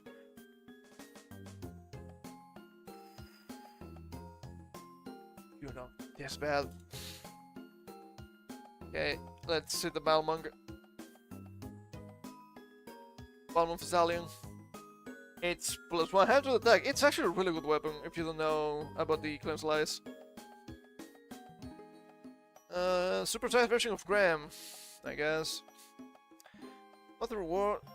You don't have an element, do you? Demonic Dragon Slaying Sword, I'm pretty sure it doesn't.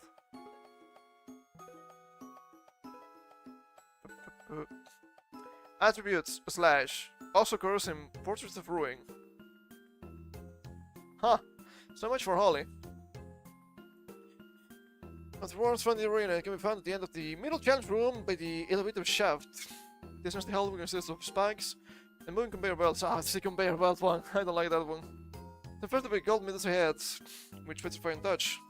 There it is. And the Archdemon that guards a small crawl space near the end that the player must go through. Once reaching the end of the room, the player has to avoid the slamming spiked trap to claim the Belmont sword. They enter the hallway and attempt to survive the way back. To all the air to avoid enemies and numerous obstacles found in the scores.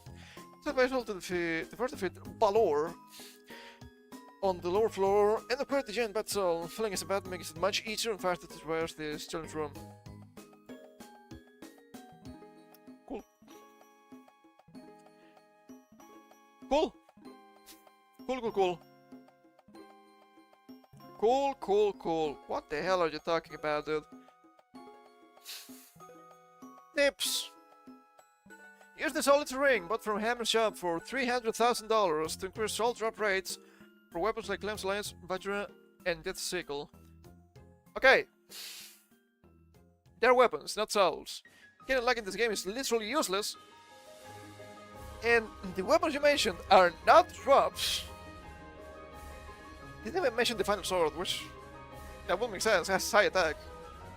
They get the ground and forbidden area are the late game areas, so ensure you have strong souls, train Minotaur and Manticore, high stacks before farming. Pair weapons with souls like Black Panther or Flame Demon for maximum effectiveness. What are you talking about? What? That's crazy, dude, that's crazy. This thing is so bad it's not even funny. And people are surprised by the effectiveness of AI? Yes, I am surprised too. How is it this bad? It's not getting anything right. And look, the main problem here is then just asking stupid questions about video games. If you can even give me correct information about video games, how are people coding with this bullshit? Well, I can tell you how. Their coding is trash. That's the problem. Let's ask some anime questions, shall we? What about Dragon Ball? I know a lot about Dragon Ball. This is probably gonna give me a lot of fake information. Because I know the Dragon Ball wiki is full of BS. It's really bad. So let's see. How many times have Goku and Vegeta fought each other in the original Dragon Ball manga, and what were the results?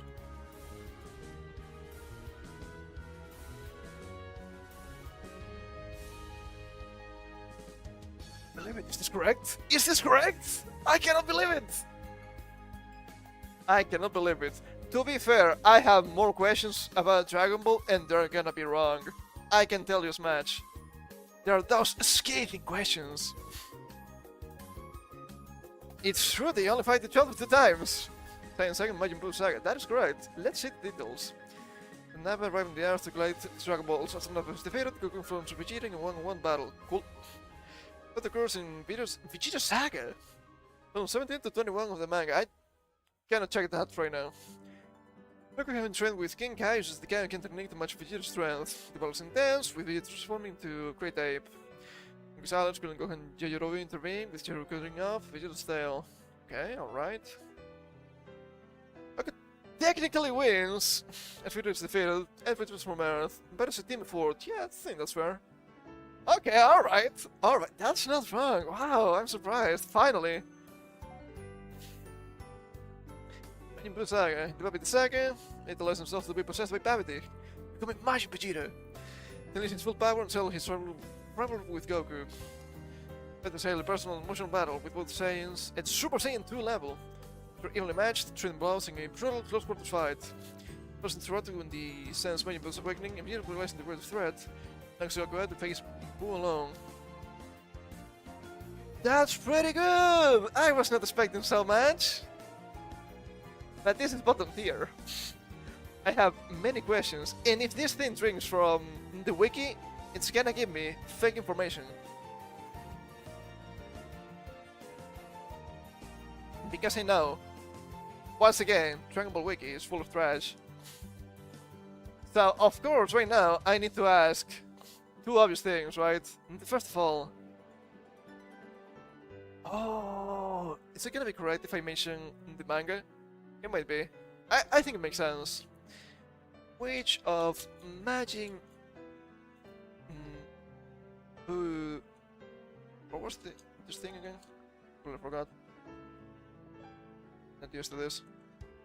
Which of Majin Buu's forms is the strongest in the original Dragon Ball manga? It's only a correct answer.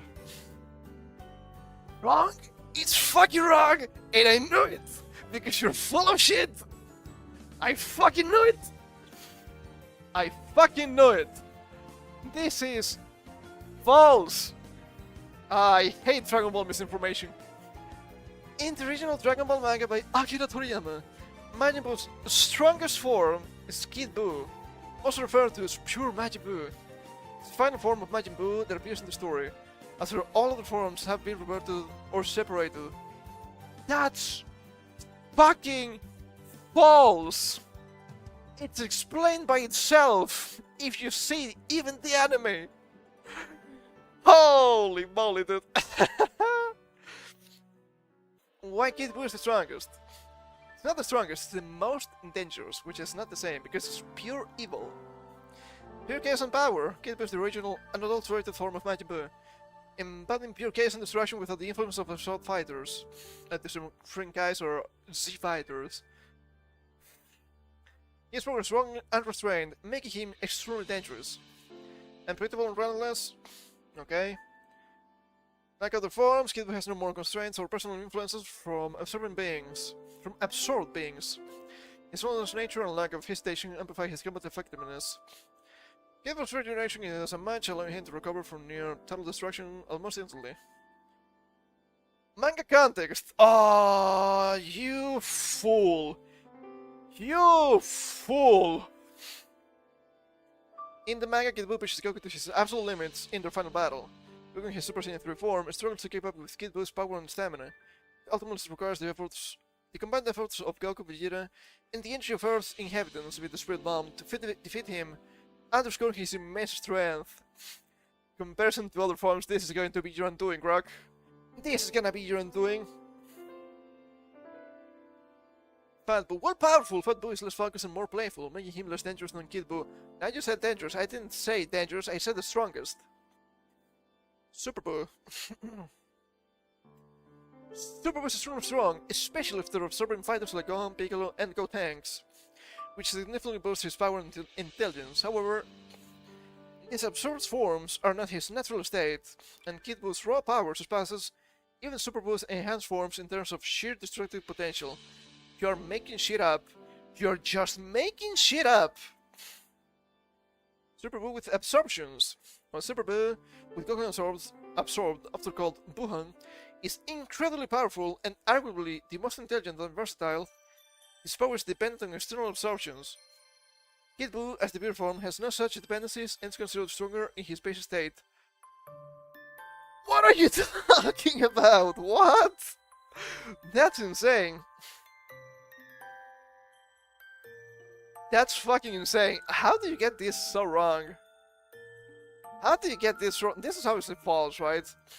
Do I need to explain? I guess I can. I guess I will. I guess I should. Kid Buu is not the strongest. It's the most dangerous. Because it's just pure evil. The strongest is, obviously, Ultimate Gohan absorbed Super Buu. Because Gohan is the strongest warrior. And on top of that also has the kids, Fat Buu, and Piccolo. How do we know this? Well, to fight the form of Buu, Goku and Vegeta need to fuse. But they never fused against Kid Buu. Because Super Saiyan 3 was almost strong enough for Kid Buu. Super Saiyan 3 was trash against Buhan, okay? Holy moly, dude! I knew this would happen. I knew this would happen. Oh, this is just pure bait, okay? This is just pure bait. It's pure bait. And now I need to ask the most bait question of all. Yes. about Trunk Sword. Let's see. How did future Trunks get his sword? If you mention tapping, I'm gonna kill you. In real life! You bitch.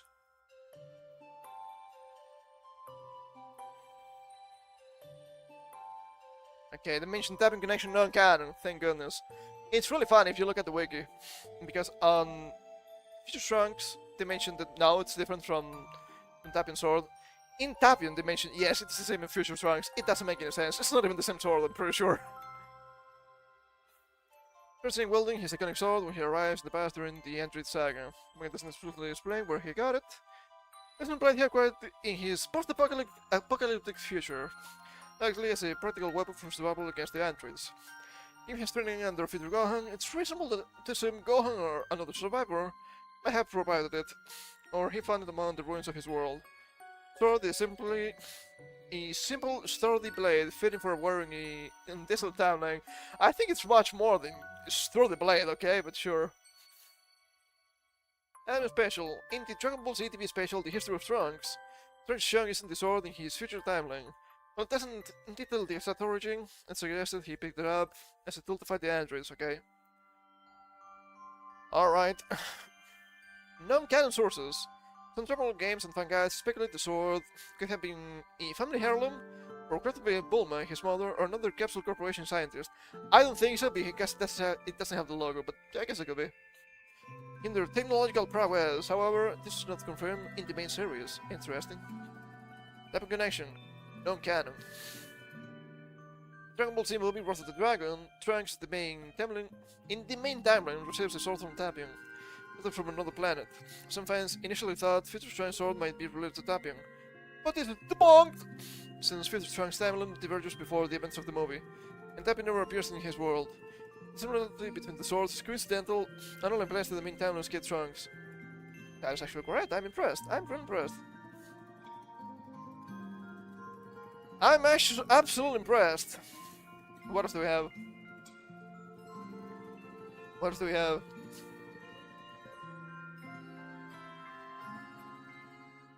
Okay, I asked about Kid Buu, which was wrong. That's about Trunks' sword. Was wrong. What about more games? What about Tales of Fantasia? What about Tales of Fantasia? Oh, baby. Let's see. Let's keep talking about weapons, I guess. I will try to go a little bit fast, maybe. What are the 5 best weapons for Chris Albane in Tales of Fantasia for the GBA, and where to find them?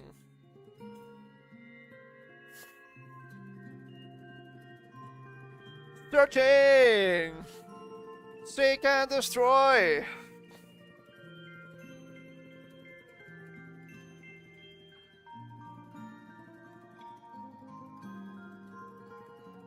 Okay, this is wrong already.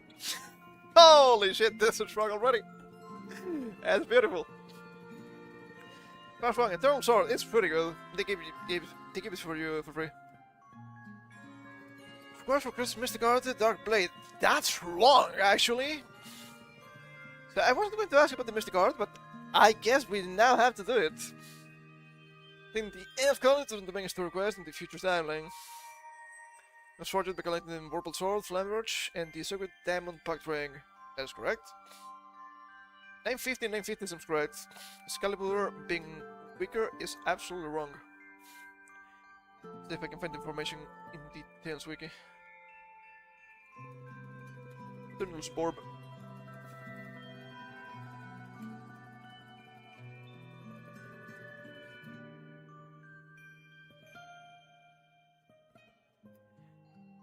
Do we have the stats for this thing? I think I need to do this in a different way. And data. Can you have a list of items? That's a shame. Okay, let's see. Weapons in Tales of Fantasia. In the wiki found, what are you talking about? It's for the PS1. Do we have GBA? Maybe? That should be the same, but still. We actually do, that's pretty good. Okay, let's see. Let's see if this is correct. I did mention GBA.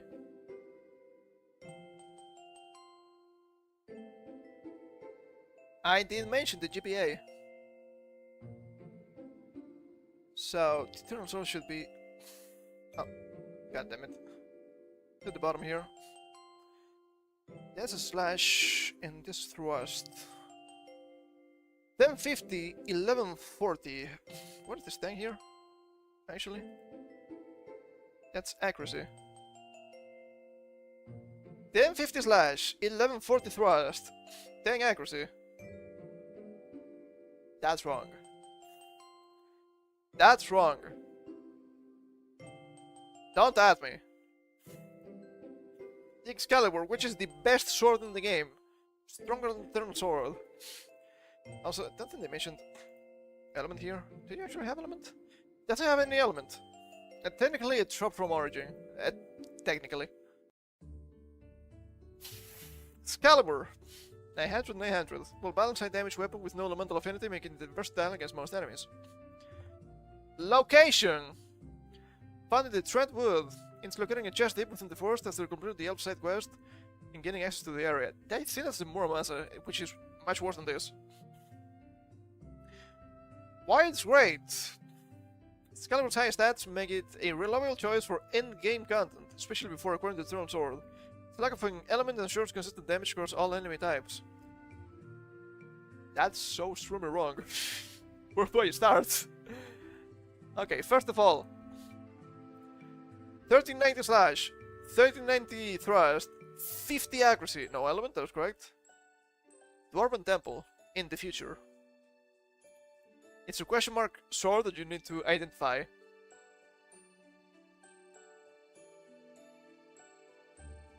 Yeah. Yeah. Cool. Very cool. The Gungnir. This is truly wrong too, I do believe.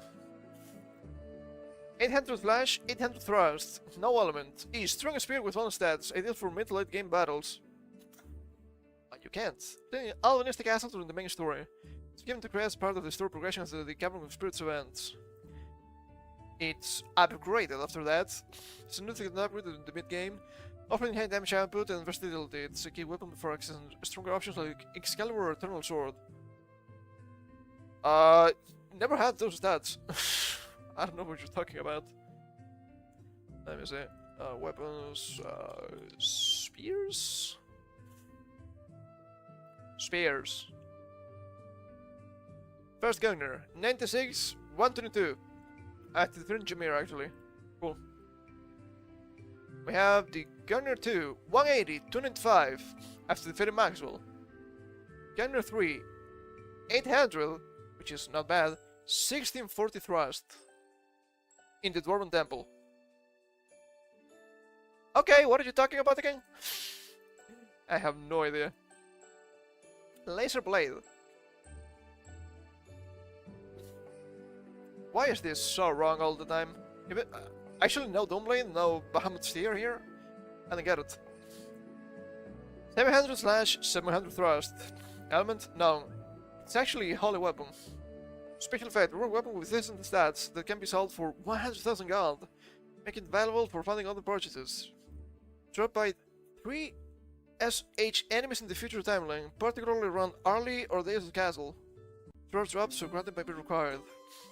Most powerful Eternal Sword of Excalibur, it's an excellent mid-to-late game weapon with high stats and availability before the final areas. High sale value also makes it a strategic choice for resource management. You buy this thing. You buy this thing in the Ice City For a lot of money, but it's pretty good, so not a complaint from me. So we have laser blade, 850 slash, 650 thrust, 60 accuracy, light element. Physical and gnarly. Sure, it's also a drop, but physical and gnarly. You can just buy it. Also, the stats are wrong, so I don't care. Now we get the Murmaza. Well, I think that's maybe right. 850 slash, 600 thrust. And slash damage with lower thrust, making a deal for archers that will run slashing attacks. Making it ideal for archers to rely on slashing attacks. Example given, short range, which is only thrusting. God fucking damn it, Grok. You had one job. Location. Find the ninja village. As a part of the side quest to recruit the city. Doing chests after completing the village's challenges. That's correct. Master the best slash focus weapon when first obtained. Excelling with cross slashing arrows. It's a strong choice for players focusing specific skill combos.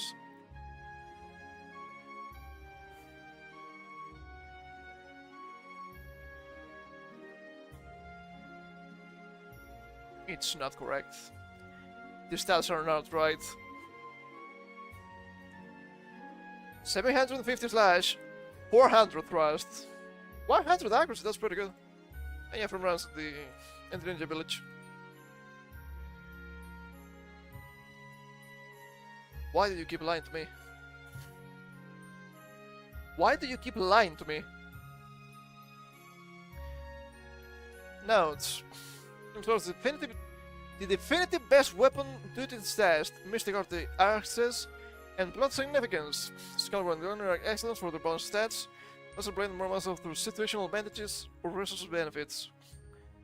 Promotion combined from the Essentials Wiki GPA weapon list. That's a lie, because I've been using that to fact check you. Pushing the Gal's walkthrough and shut Genova's walkthrough. This also provided the allocations and the counters for obtaining each weapon.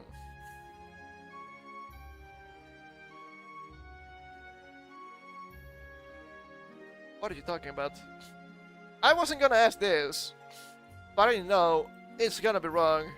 This is how it is. So, how do you activate? There we go. Mystic are the inhales of Fantasia for the GPA. I know how to do it. Grok doesn't apparently. Searching. They can destroy. Ah, now you're giving me the correct information, aren't you? Stupid piece of shit. You need to meet specific conditions. Critical HP. Must be at critical levels. Caveat. To use this, you need to have been at max HP and lower to critical. Doesn't work otherwise. You need to keep the Master of Secrets title, which is correct. Button combination. While in battle, with the button conditions met, press the following buttons on the Game Boy Advance. Down, A, B, L, and R. I think you'll need to press down, but I'm not sure. Must be down quickly and in sequence to trigger the Mystic Art. No, it's all at the same time. That brings a powerful attack that interrupts the battle flow and deals significant damage. It's considered a last resort move due to low HP requirements, so you use it strategically. Damage crucial when the input must be precise. No, it's all at the same time. So it's still kind of wrong. Okay, that's pretty cool. That's pretty cool. It's fucking machine demons, dude. These machine demons are driving me nuts. What else? I wasn't planning on bringing this up, but I guess I should. Another strange conversation you had with Grok. Obviously giving me thick information from video games. This time was... It's not here. It's not here. Where is it? I guess I need to make a new prompt then. I asked Grok for a tier list of jobs in Final Fantasy Tactics Advance 2. Holy shit, it's bad. If you thought things were bad, you haven't seen anything yet. It's gonna get even worse. So, give me a tier list for usable jobs in Final Fantasy Tactics Advance 2 Grimoire of the Rift with a brief explanation for each one. Yeah, no, it's bad. I mentioned Advance 2 for a reason. Oh, you know, things are bad when the first one is the ninja. Oh my god, what the hell? S, A, B, C, and D. Okay, let's see.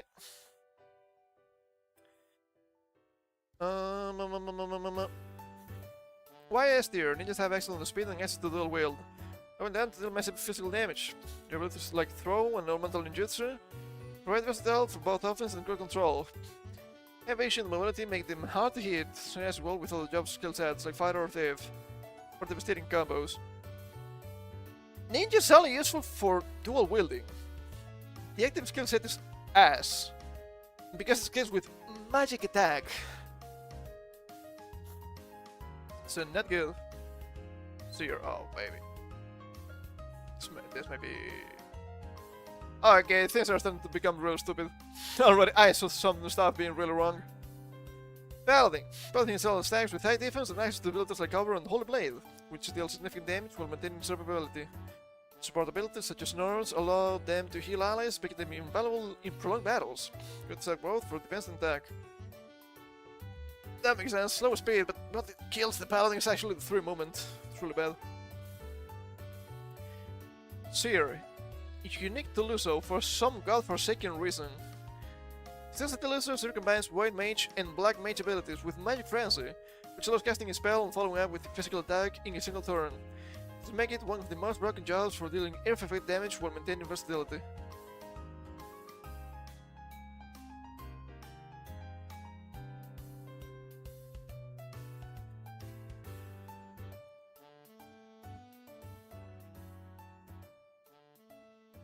What are you talking about? What do you mean exclusive to Luso? He doesn't have special classes. It's a job in Final Fantasy Tactics Advance to obtain a Revolution Roy. Yes, combines some white and black magics.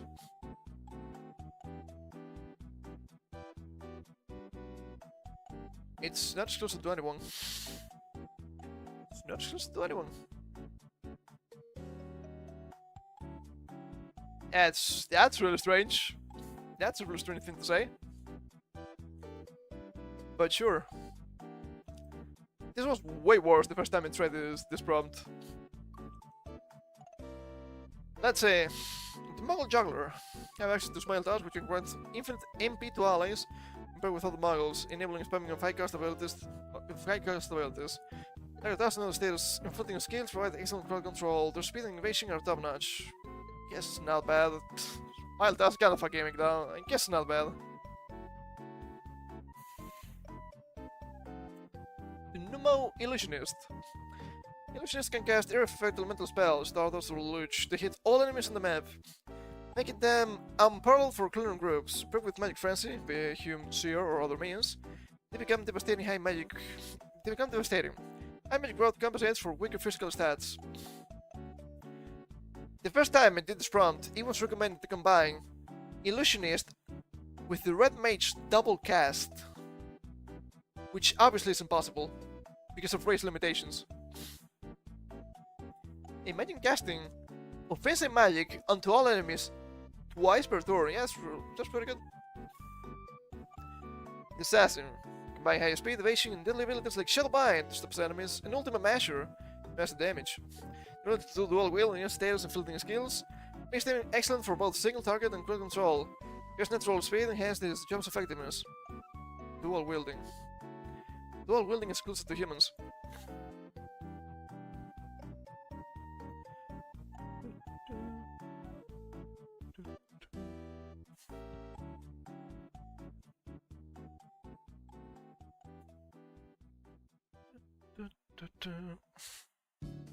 Oh, god damn it, you're so annoying. Okay, hold up.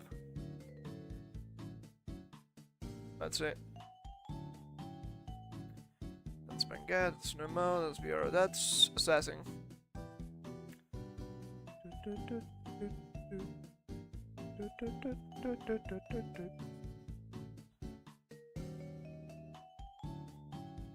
Yeah, you have active abilities. Shadowbind, Last Breath, Aphonia, Nightmare, IQ, Rock Seal, Oblivion, Ultimate Measure. Reaction!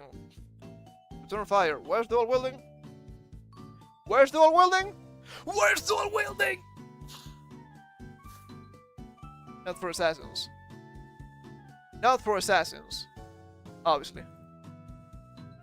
Yes, they can use katanas. That doesn't mean they can dual wield.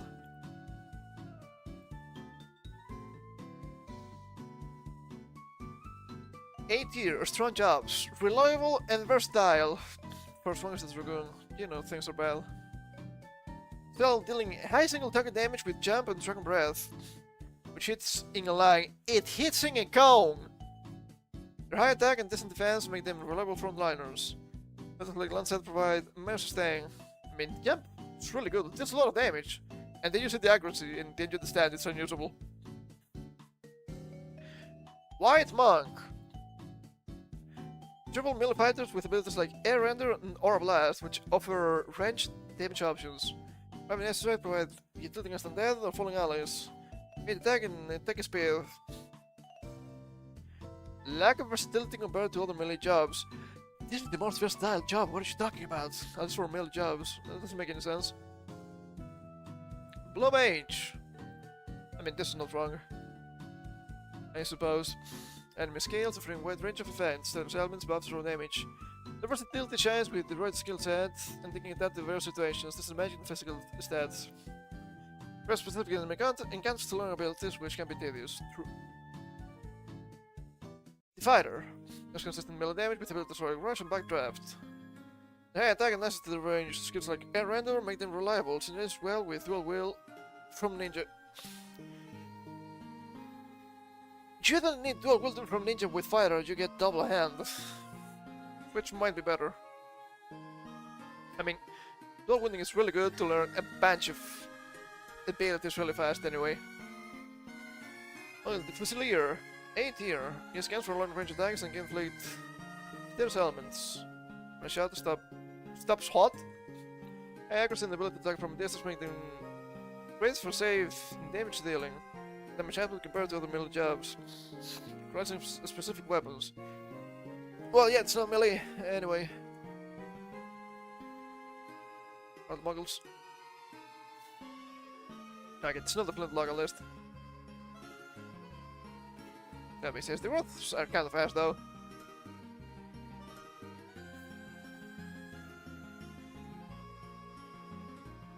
Stop shot. Oh, yeah, that's the last skill you get. I guess it could be worse. I need to blow my nose. It's really bad. Give me a second.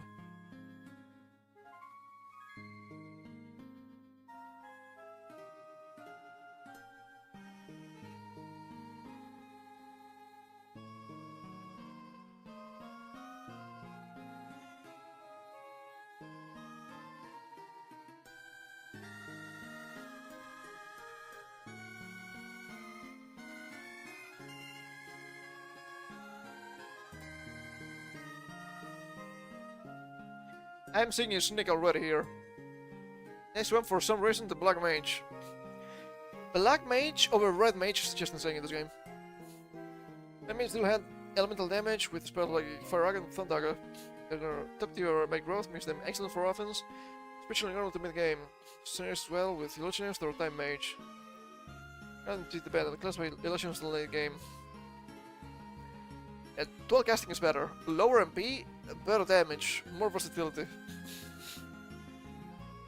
Summoners call for powerful scions for cinematic area effect attacks that deal massive damage. Having growth and access to support the spells make them versatile. Your speed enhances their effectiveness. IMP cast and long casting times. It's instant. It's instant! What are you talking about, casting times? Red Mage. Offer balance of offense and support with access to both black and white magic. Double cast allows casting 2 spells in 1 turn, making them highly versatile. Speed boost boosts their performance. Jaggerfall trade with Master of None, lower magic the dedicated casters, it doesn't matter. Casting fire twice is better than casting fire Aga. It deals more damage, and you can position the second casting in a better way, anyway. And I'm pretty sure that's the same or even lower. So no, stop lying to me. E tier. Solid job, situational but helpful. Vision provides strong healing, cure and and some offensive spells, like Water and Era. The support role is available, but their magic growth is inferior to the casters and they lack standard abilities. Class by White Mage or Illusionist for magic rolls. Higher than the number of suggestions I'm saying. I must combine this melee damage with support abilities like Silence and Astra. Tanking is solid, but they lack the offensive power of Dragoons or Paladins. Okay. The Hunter Kriya. But not the Raptor? That's a sneak. Enters deal reliable damage with bows and have abilities like Advice, boosts all critical rate. And Sonic Bomb, air damage. Fierce mobility helps with positioning. Fierce specific setups and enters the Shang and close by a sniper. But you don't get a sniper as the Hunter Kriya, and you don't really need the specific setups in enters the Shang. You can fly, you can get literally anywhere you want. Camera Trigger Hunters. Human Hunters use bows for range attacks and support abilities. They're versatile but lack the speed or unique skills of Huron or real counterparts. I'm assuming they mean the sniper in this case. But I don't know. Mediocre stat growth overshadowed by other range jobs. Not for humans, it's the best they have. White Mage. Essential for healing. Curiosity and race and support, but their lack of offensive options or facility limit their overall impact. Better secondary skill set for other jobs. Let's play Red Mage or Bishop in some scenarios, but I thought White Mage was better than Bishop! White Mage are classed by Bishop, but the Bishops are classed by the White Mage. Huh? That doesn't make any sense. Then Mage provides valuable buffs, haste, quickening, and the buffs, slow and stop. The low damage output and reliance on MP makes them situational. No speed helps with casting. More speed helps with casting? Is that a new mechanic? I thought this game was turn-based. What happened? Holy moly! Agile and less impactful than Summoners or Illusionists. I guess that's fair. Alchemist. Cast powerful status fates like Tossing and Sleep. Spells like Meteor. Make growth very excellent, but their abilities are situational. And they are classed by Illusionists for raw damage. Where's this H? Where's this H? Oh my god. Berserker. Deal hate and melee damage with abilities like Four and Smite of Rage. HP and attack make them durable, but lack of control to Berserk status. Limits their utility. Berserk status, I'm pretty sure that's optional. What are you talking about?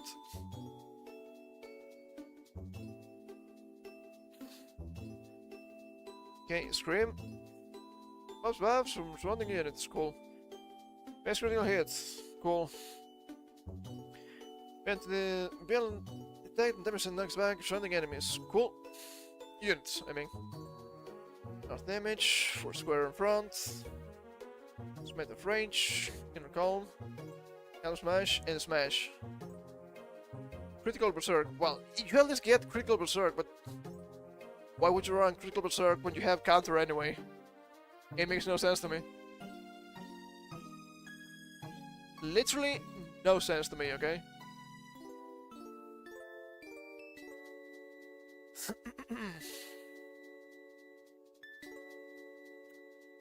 Sniper. If the snipers are better than the hunter for they're so low. Number of precise long range attacks with abilities like double shot and stairs effects. Their speed makes them effective, but the damage lower than assassins. Find specific weapons and setup. Okay, niche jobs. Niche jobs! What are you talking about? Gladiator? It's better than the fighter, probably. Maybe a little bit worse. Less range, but elemental attacks. Radiant Steel doesn't meal damage with abilities like Fire Whip, but their skill set is redundant compared to Dragoons or White Monks. Average stat growth. What are you smoking? What are you smoking here, dude? What? Hold up.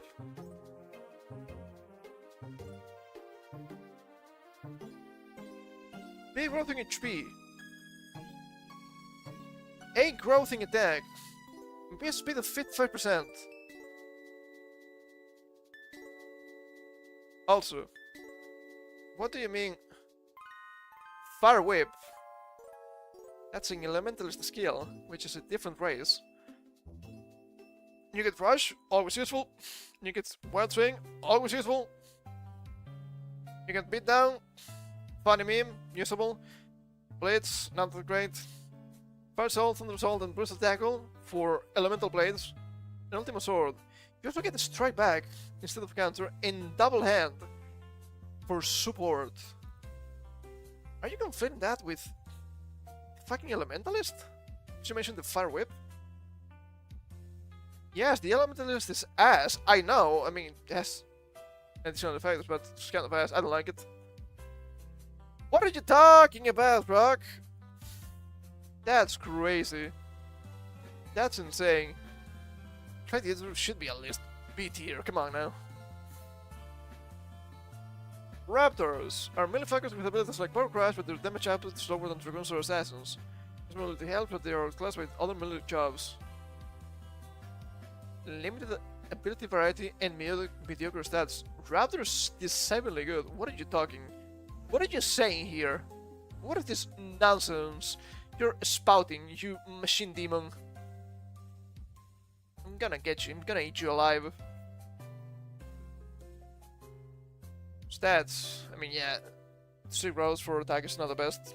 They have crit speed, 63%. Get Power Crash. Damage and lower defense. That's good. Mind Crash. Damage and lower resistance. That's good. Speed Crash. Damage and lowers speed. That's good. Soul Crash. Damage and lowers MP. That's good. Cyclone. It's a little bit expensive because it actually requires 16 MP, which is a shame. Ranged area attack. Pretty useful. Forward, protects the user from all damage until its next turn. Really useful. Strike the target with user shield. Disables and knocks the target back. Always useful, especially if you can fly. And Whirlwind. I'm mixing Cyclone with Whirlwind, maybe I am. Using a smaller area, I think this is correct. Damage to single target, wind damage, and confusion. You also get Reflex, Counter, Shield Bearer, Safeguard, and Monkey Grip. Yes, I do agree, Monkey Grip has in-day synergy with this race, which is a shame. What do you mean this is weak? That's insane. That's insane to me. Soldier, yeah, kind of has Provoke Monk, sure. Best way to fight on Paladin, but you need guys to get fight on Paladin anyway. Yeah, there's still the anime. See your animist. This class is a meme. What are you talking? No, wait. I think I'm missing this. Yeah, I'm mixing this with something else. I thought it was the. I think it's called Gacha Deer. My bad. Above, she becomes for sleep and support, but their abilities are weak compared to time mages or jugglers. Stack growth and limited combat utility. They're fantastic for self buffs, by the way. See your Sage, what are you smoking, dude? It's so good. Makes of offensive and support spells like Giga Flare and Raise, but their low speed and MP reliance make them less fightable than Black Mages or Illusionists. You don't know what you're talking about. Giga Flare is really good. Uses traps and status fights like Lich, but the utility is niche. Damage low compared to other jobs. Yeah, Strangers. Nice, but it's not great. Elemental gives elemental spells and bows, but their abilities are weaker than Black Mages or Summoners. Speed helps, but they are overshadowed. Weaker jobs. The Warrior. It's the same as the soldier. I'd say that the war is actually better. Basically, jobs with abilities like wind power, they are outclassed by wind monsters and dragoons in every way. Poor versatility and static growth. I'd rather use the warrior than the soldier, not gonna lie. D tier. Ravagers focus on melee damage with abilities like Fury Blade, Sky Fury Blade, but their stats and skills are inferior to Raptors or other melee jobs. D tier. D tier for the Ravager. I don't like the anti-synergy, but you cannot tell me this thing is bad. B tier at best.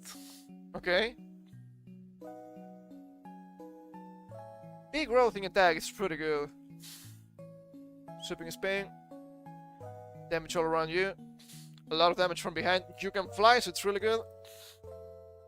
Extremely powerful attack, but helps you sleeping. Counter stance. Strike from the sky, bypassing reactions, that's really good. Battle cry, raise attack and lower defense, always useful. More damage the more debuffs the unit has, also works. And damage units in a row. You get Bone Crusher, which is really good. The Strike Back, which is really good. Defense Ab, who cares? Tank, who cares, honestly. And Unscarred, which is also really good. This is D tier, by the way. According to Grok. Okay, sure thing, pal. Sure thing, pal. The Choco Knight. Choco Knight summon chocobos with random abilities, but their inconsistency and poor stat growth make them unreliable. Press a specific quest and luck. They don't summon the chocobos, you need to hunt them down. They're not random after that. Also, weak stats. Are they really weak? I don't know about that one.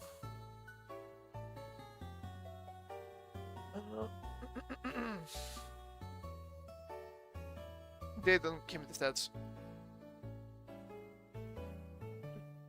Yeah, the stats are kind of ass. That's true. Ceiling speed though. Bunch of F's and E's. Yeah, it's not good. The Agonist. Agonist use gimmicky spells like level 3 Dark and level question mark Shadow Flare. They're hard to use effectively. Their MP shield ability drains MP too quickly. Just not to use it. Lamau. Masters are mainly focused with abilities like motivation, but the skill set is underwhelming compared to Berserkers. Poor versatility. Grim Mages. Yeah, Grim Mages are memes. We're missing a billion jobs still. Grim Mages provide buffs and debuffs, protect shell, but their abilities are situational and less impactful than Red Mages or Time Mages.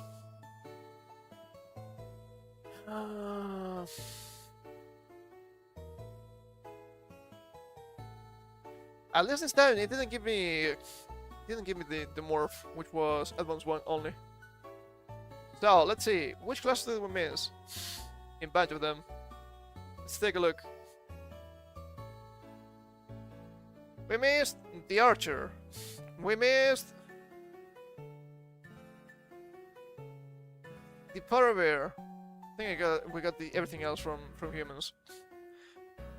We missed the Cannoneer, the Defender, the Master Monk, the Trickster, the Beastmaster, the Scholar, the Archer again, the Fencer, the Spellblade. What else? The Tinker, pretty bad. The Flintlock. The Muggle Knight! Where's the Muggle Knight? It's pretty cool. The Viking. And the Geomancer. Not counting Agent, Bard, Dancer, Keeper, Hairtor, and Sky Pirate, which are also playable. Grok, what the fuck are you smoking? I don't like this. I don't like this at all.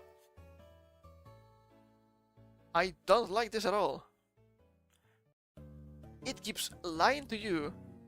Bunch of bald-faced lies. It's insane to me. This can keep happening. But it's pretty good. Beachwear. Beachwear. Huh? This is sheer insanity.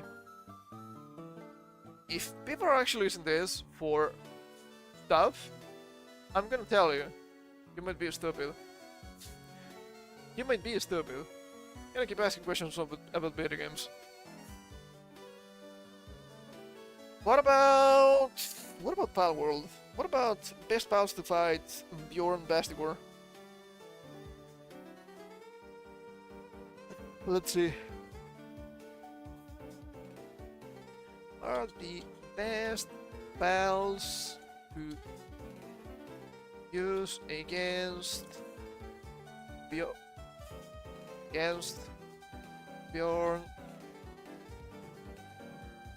and Bastigor in Pal World?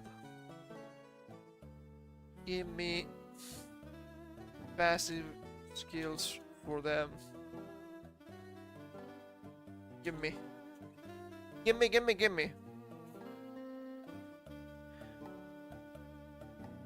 Now since the tower bosses and Pal World 3 break out, you need pals to exploit Bastigor's ice type weakness with fire type attacks. Have higher durability and complement the strategic gameplay in the boss arena. Fighting is placing in cold environments, so equip cold resistant excellent armor and a strong weapon like the plasma cannon or multi-guided missile launcher. Are the best pals to use, along with the recommended passive skills. Okay. Thermotide Ignis. Well, that makes sense. Fire Dragon type pal. With high attack stats and important skill, Stormbroken Lava Dragon that bursts fire attacks when reading. And get to deal for dealing massive damage to Bastigor. Strings will 2 dice damage, ensuring good survivability. Color and powerful fire, most like Fireball. Demon God, Legend, Flame Emperor, and Ferocious. Why Ferocious over Musclehead? I think that should be better. Tremontide Ignis, your main damage dealer, either a reading to hedge your fire attacks or a support member to draw aggro while you shoot Bjorn. The Plasma Cannon, Fireballing Ignis Rage are excellent for dealing AoE and high single target damage. Since Ignis Rage kinda fast, I think I'm missing this with Ignis Shot. Plasma to Plasma Trio. Purple fire type with Flame Emperor passive scale naturally. Severant is also affected but doesn't benefit from Flame Emperor. No, it doesn't come with Flame Emperor, but also benefits from it. Both have high attack stats and access to Fireball, making them excellent for exploiting Bastigor's ice weakness. Emperor, Demon God, Legend, and Vampiric. You actually get good HP back. Could be good to consider. Go down the tank and deal damage while you guide Bastigor around pillars to avoid its ice and water attacks. Not so much HP and fire moves with Fireball and make it your level choice to create Bastigor's attention. I mean, I would use Ryu, right? For the resistance. Ragnarok. From partner skill has your attacks with fire damage when reading. Make it a great mount for players focusing on ranged weapons like the Plasma Cannon. Swift Runner, Demon God of Flame Emperor. Demon God plus 50% attack, which is strong, also gives you a little bit of defense. With Run Hard puts your fire damage and stay mobile. Explores the cover while firing at Bjorn for critical hits. Do not pal, Run Hard takes too much damage to preserve its health.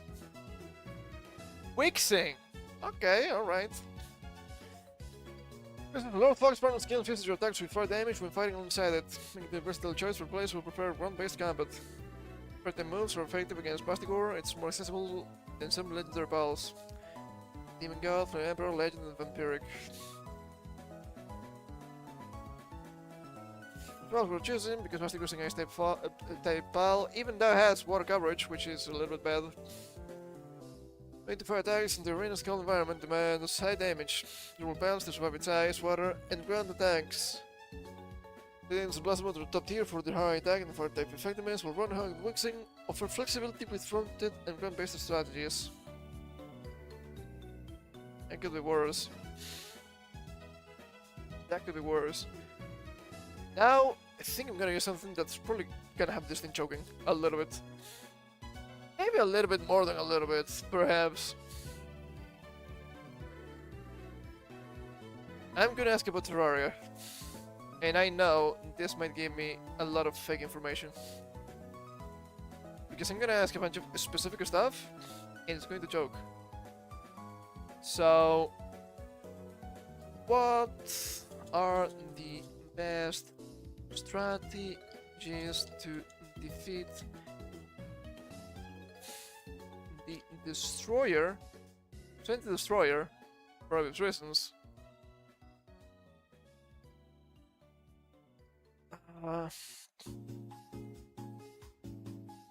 In Terraria while playing in legendary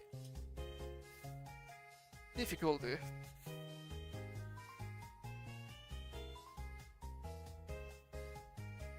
Okay, I understand what legendary mode is, which is great.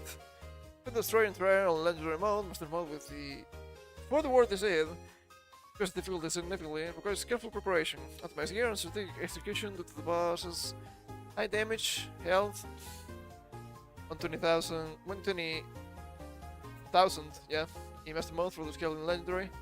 And with the mechanic, it's one of the best strategies still for legendary difficulty based on proven tactics from the Terraria community and game mechanics. If you mention the Star Cannon, I'm killing you in real time. On Storm Bob with Holy Arrows, it's highly effective. The bow's multi-arrow spread combines with Holy Arrows' Starfall effect. Gives massive arrow damage to destroy segments. This might be a dot already. Impulse Round, pretty good. Crystal Serpent of Golden Shower for piercing damage to hit multiple segments and apply the icon buff. Head to Dark Knocks. From an user with high DPS through Russia to the close range. New armor for its Shadow Dodge buff. Hollow armor for Holy Dodge for range magic builds. Shouldn't have Shadow Dodge anymore with titanium armor, which is a shame. It's only Hollow now, so. Wiki legendary mode.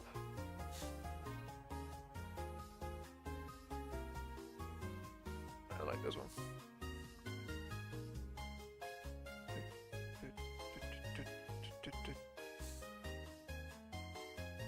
Okay, for the word difficulty, for details.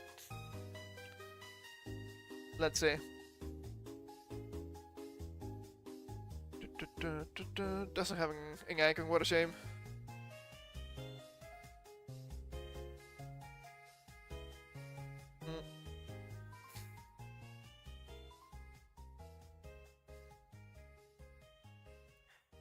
That's something I wanted to check.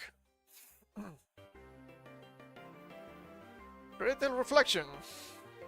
Some bosses, or parts of bosses, will be able to reflect parietals in certain states. See the A section below for details. Too many bosses and their minions, part segments will reflect the parietal from the Star Cannon and Superstar Shooter. That includes Destroyer. These are reflected parietals. Holy moly, dude! You had to be kidding me.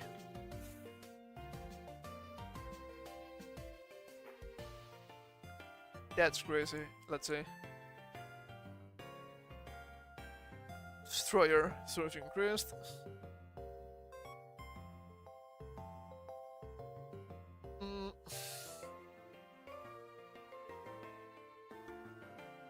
Okay, maybe only from the Star Cannon, which is okay.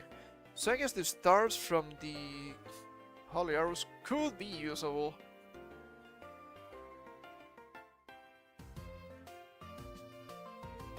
It's a bunch of reflectable stuff. That doesn't mean they reflect literally everything, right? Okay, alright, you might be off the hook for now. Only for now. Also, I guess we can go to titanium armor. Hold up. Equipment? Equipment? Not tools. What is fucking armor, dude? What? Items. Armor? There we go. Jeez.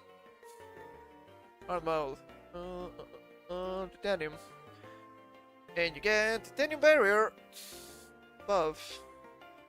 You need to shadow dodge when you buff when you're hitting enemy. Yeah, 3DS only. Which is really outdated. So that's incorrect. That's incorrect. Fight armor, mini headpiece for mini builds to maximize damage output. That thing you can get glorified before defeating these guys anyway. So good luck. Unfortunately, amazing or lucky for damage, rewarding for survivability. Shield kettle for dash, okay.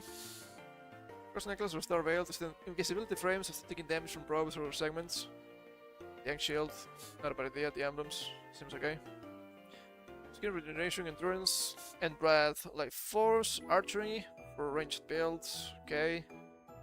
Mana regeneration and magic power, well fed. I think there are better stuff than well fed right now. Multi-layer platform, arena, okay. Just like asphalt with platform for speed and accessibility, confines and hell to honey for regeneration. Well, there's really bad idea for this. Teleporters could be good, I don't think you can get those yet. Nimbus Rod, clouds or traps. Sure. Could be useful. One above. She summons like sinking your staff or bladed staff to deal better damage to segments and probes. Sinking staff is kind of fast though. Bewitch and summon table for some minions. Prioritize mobility. Potential of Cthulhu and Hook, okay. Your probes first. You're gonna be overrun if you don't, which is a big problem. Strategy, position yourself 30 to 50 blocks above the destroyer. Fit the Daedalus Storm Bow downward to hit multiple segments with Holy Armor's Stormfall effect. Alternate with Nimbus Rod, Cloud for consistent damage. First answer about the Golden Shower. It's back next, really. I'm pretty sure you have better stuff. Bear with Vampire Knives if available. There's no way you can use the Vampire Knives so soon. Come on now. Item advantage. Yeah, I don't know about that. Legendary mode considerations. Okay, this didn't mention the Star Cannon, which is great, I guess. Use that more health, damage, and defense. Focus on sustained DPS and survivability over burst damage. Prorogation, perform fast and deal more damage for the element from them to avoid being overwhelmed. For metal hazards, before the ward is in, may add lava explosive or alter terrain. Close the arena area of yourselves before summoning the boss. It should happen randomly though. Okay, that's actually not too bad. That's actually not too bad. That's actually not too bad. Could be way worse, that's for sure. I'm still not happy. Still not happy. There's still a bunch of stuff amiss here. What can you say?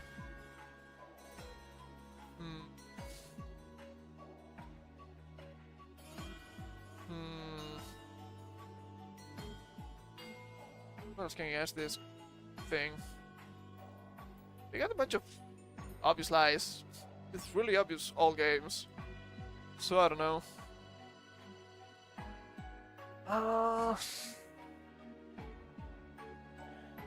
Let me think about it a little bit. The Terraria, we got some Pokemon. I can always ask more stuff about Pokemon games. That's always really useful. We got some Castlevania, we got some Tales of. What else? What else should I ask? I have no idea. Do I say more Pokemon? That would make sense, right? I'm gonna do something similar to the other one, the one I did before, but this time for Pokemon Crystal. Now let me hide this for a second so you can just peruse stuff.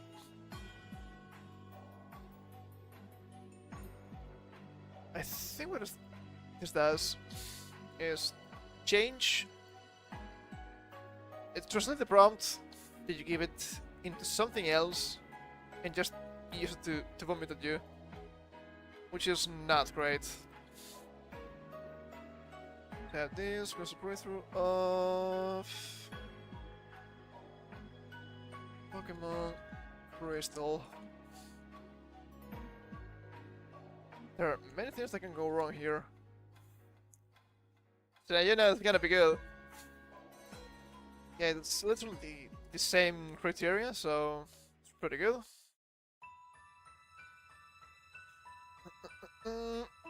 Now that moves are loosed up to level 60, since most casual playthroughs are around 50 to 60 for rail. It's kinda low, but sure. Okay, start as Relegators. You're not giving me the evolution. It's here, 1830. Okay. Bulky, powerful water type with access to some physical moves and each gems. Before late game gems, Bug and Rock. It's great for early game gyms. Bug and Rock. Who's the Rock gym leader in Johto? Yeah, that's what I thought. Runs relevant through the Elite Four and Red. HP. They can speak with a variety of sort of waterfall. Weak to electric and grass, but the other has few storm grass types. True. Okay, you get Surf, Ice Punch, Earthquake, and Strength. Scratch, Leer, Rage, Water Gun. Rage is really good for the game. Light, Great Face, Slash, Rage, Fighter Pump. DMs. DMs seem correct. What about Shadow Ball? The kind of shit I do. Okay, let me see here. Mission 2. Yeah, that's still TM here, okay. I wasn't sure. I thought that was the case, but I wasn't sure.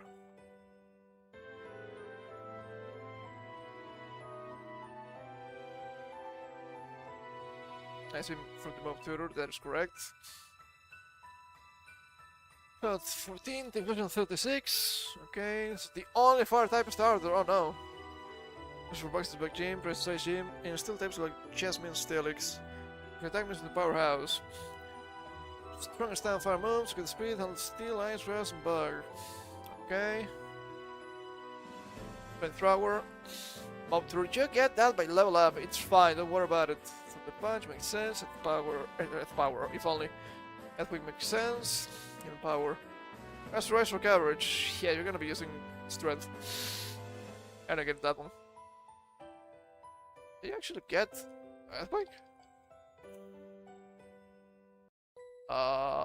You do. Never used it with Earthquake. Level 60 flamethrower, it's kinda late. And you can just patch in the meantime, it's fine. Daggle, Layer, Smoky String, Emperor, Quick Attack, Flame Wheel, Swift, and Flamethrower. You can stab what move to the reversing is earlier. Well, it depends. It's post game anyway. How about Dynamic Punch, Rollout, Earthquake, Dig, Flamethrower, Fire Blast. Fire Blast? Fire Blast? Is this still playing? Has to be, right? I think it is. Swift the Punch, Cut, Strength, Rocket Smash, Roar, Toxic. Yes, seems correct. Ampharos. Ha ha ha ha ha! Kakatana! You fell for my trap! Did you know that for some godforsaken reason you cannot get this thing in crystal version? I don't know why, it's not in the game. It's not in the game. Current road 32, lost to Fluffy level 15, Ampharos level 30. It's not in the game. It's actually not in the game! That's why you said crystal. That's why you said crystal. Look at that. Gold and silver, 32, 42, and 43. Crystal, not in the game. You fell for it, fool! You fell for it, fool! There's nothing you can do to me now.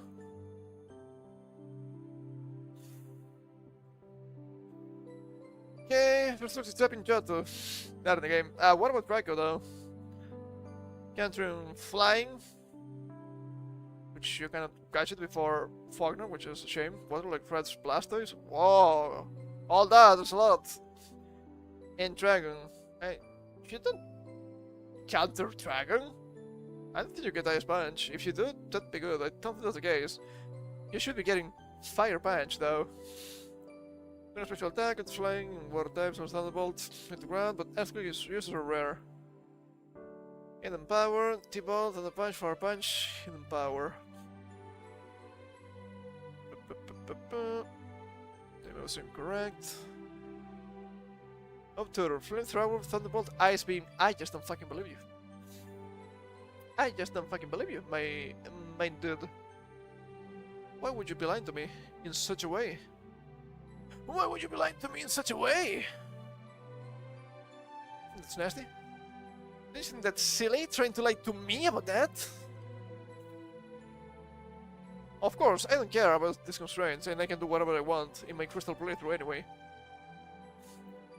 Oh, tutor, Thunderbolt, stop lying to me. It's a shame you don't get Ice Punch, though. It'd be even better, but alas.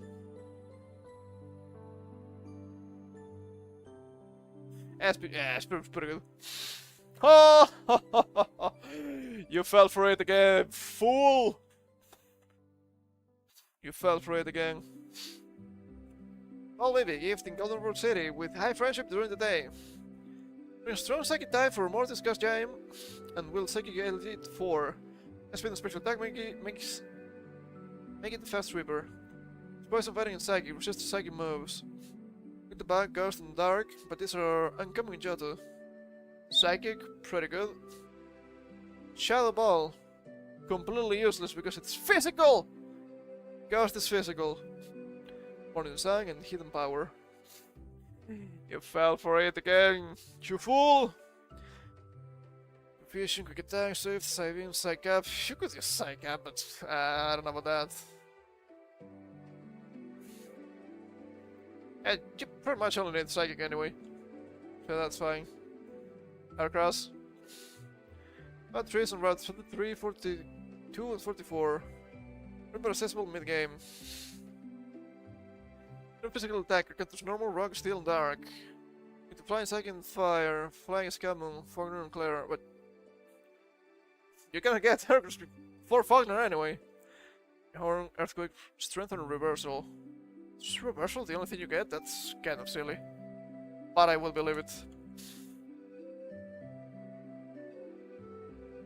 Yes, it's only Reversal. Also, Mega Board? Yeah, 54.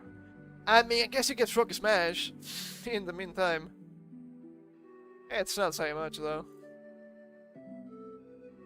And you get Earthquake, which makes sense. You don't really see this guy with Earthquake anyway. Attack only air horn attack, endure, fear attack, counter, take down, reversal, and mega horn. Oh, God. Oh. Rock Smash, HM06, it's a TM here. Stop fucking lying. Do you actually get cut? You do? That's crazy. What a waste. Gyarados. With Rod, in lack of range. Junior Gyarados at level 30, it's not fishing. Well, Magikarp, cut with early with Old Rod at level 20. Okay, the Shiny Gyarados, 3 strong addition. It's pretty good. Into Electric and Rock. So strong on range, Thunderbolt, and Strength. Literally the same moveset, that's crazy. Long range pretty ass. Guess you don't want to run Hyper Beam this gang anyway, but yeah, it's not looking good. Level 1, if you hold from Magikarp. No, it's just level 1. You need to catch it with Thrash. TM seem okay. Yeah, TM seem okay. Crobot, Crobot's kinda fast though.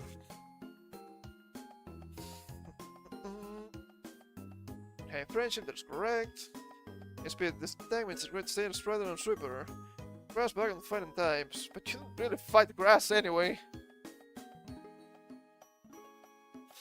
Wing attack, Toxic, Flying, Sludge Bomb. Wing attack and Sludge Bomb, that's pretty ass, what can you say? You're not gonna be using Toxic, it's kind of useless, guess you can use Fly. You need to fly around.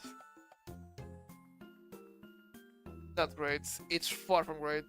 Return maybe? It's always useful. Steelix. Retarding is cut in Rock Tunnel or in a cave with a metal coat in Golden Road City. What? What? I've never seen that. Hold up, hold up. Hold up. Okay. Give trade, there we go.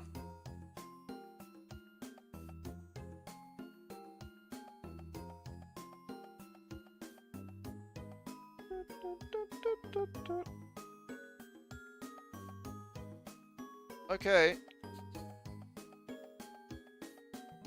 Golden Root City. You can trading ever from a job.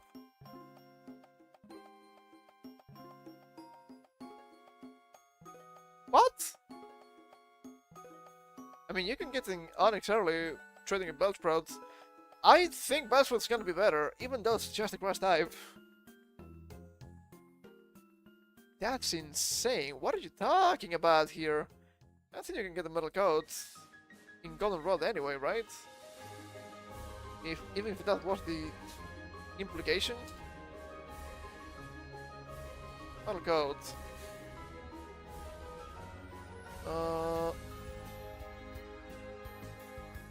Acquisition.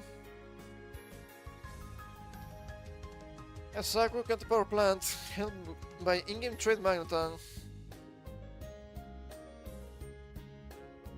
And that's it? Okay, I don't know what this is talking about here, but sure. I thought we said no trading. And different kinds of rock, electric, poison, and steel. With the water, fire, and fighting. Also ground. Earthquake, Iron Tail, Rocket Smash, and Strength. Rocket Smash covers bug and fire types, doubles as HM. Rocket Smash covers bug and fire types. Rocket Smash is a fighting type move. I don't know what you're trying to say here. You will destroy fire types with your Earthquake anyway. And you're gonna destroy bugs with anything you use because they're bad. What? That's insane. It's absolutely HM, but not here. You can keep Rock Throw. I'll class later, but you'll use Rock moves anyway. Fall out. You could. So, whoa, really? This thing? Hey, it could be worse, I guess. Get on round 36, level 20, Block's Path. Trainer Rock type, quit for Fog Destroying Gym, and Bugs' Bug Gym. Decent attack and unique typing. Wow, unique typing, Rock. I mean, it's not common for them to be mono Rock. But quit for Fog Flying Gym and Bugs' Bug Gym, even though this thing you had to get after the third batch. Sure. Rock Slide, Earthquake, Strength, and Low Kick. Yeah, it's not bad. Throw, Mimic, Flail, Rock, Low Kick, and Rock Slide. Yeah, it's not bad.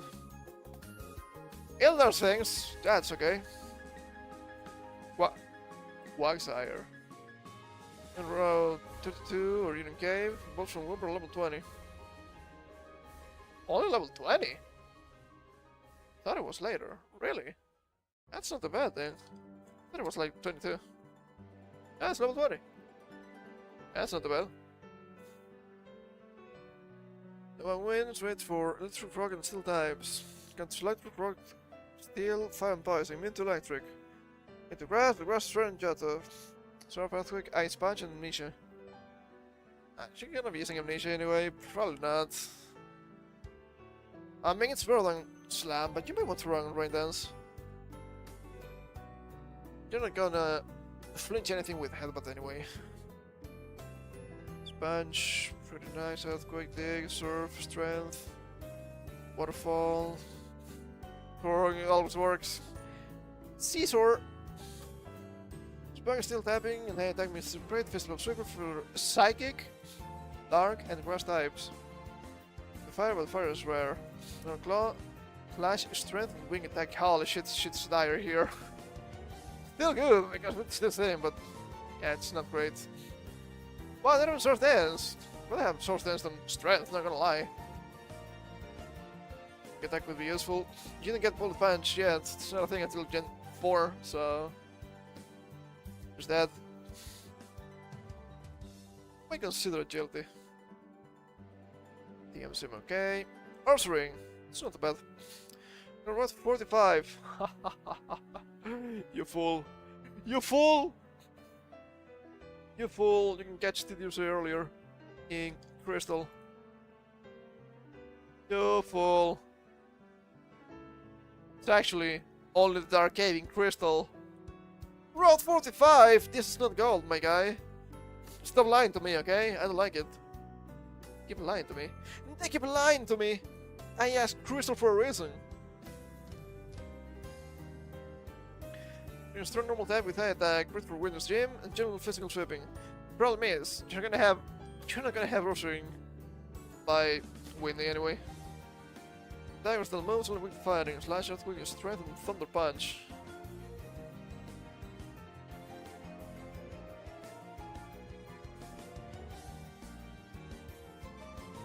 It's actually better than expected.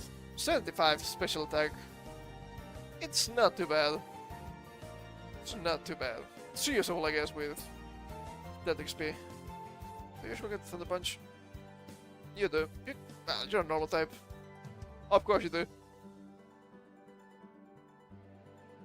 That's a little bit silly.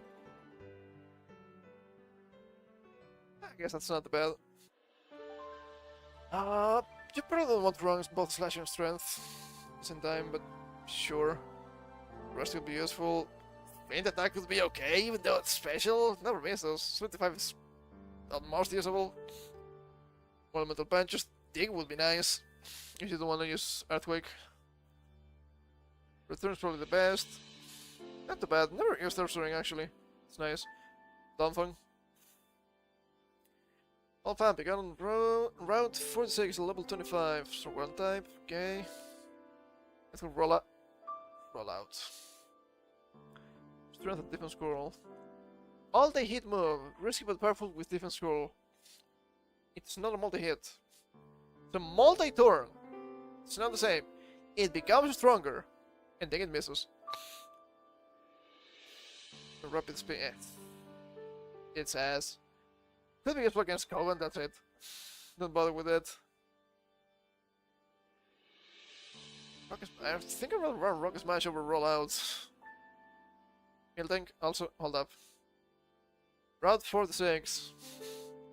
Did you fall for it again? Did you?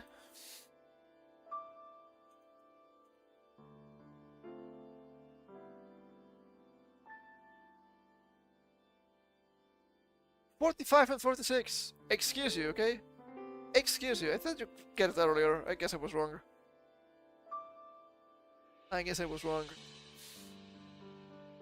Also, no mention of Magmar. That's really strange. It's really good. Melting! In round 38 or 39, from level 13 to 15. For normal type with good utility. Milk! And attack with for Chuck's Fight and Gym. And general tank. And do not use normal types against Chuck, okay? Do not. High defense and HP, only weak to fighting. Types are manageable with coverage for the slam earthquake, milk drink, strength. What? Fucking coverage! Earthquake doesn't count! Air Stomp, you get Yell Bell, that's nice. You get Punching. You get Punching. That's probably it.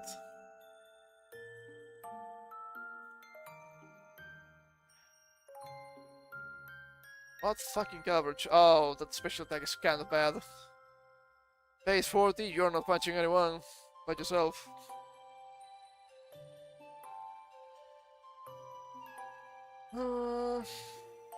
I guess you could curse. That could be useful, and then they crit you into are real sad. You could use Shadow Ball, which is physical, instead of giving it to fucking Esping of all things. Iron Tail could be okay, I guess. Who knows, really?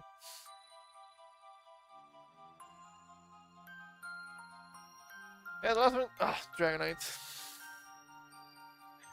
All to see in the Golden Dragon's Den with a good rod, the Dragonair on level 30 and the Dragonair on level 55.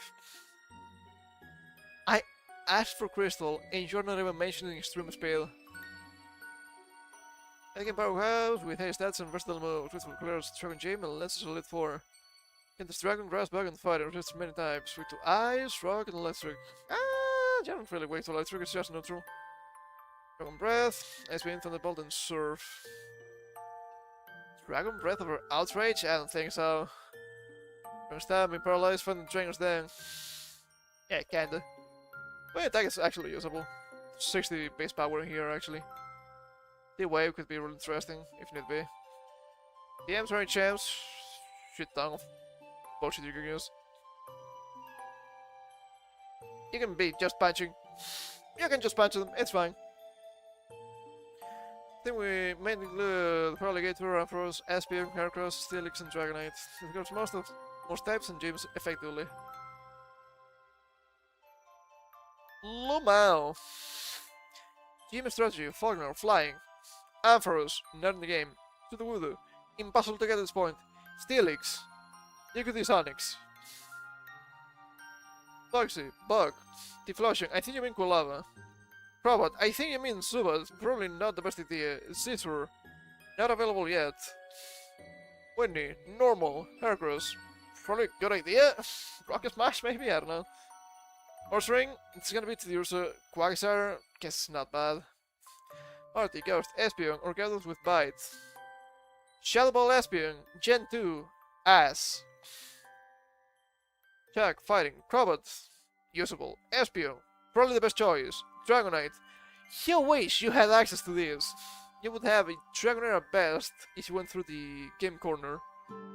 Don't believe you can get one Gen 2s.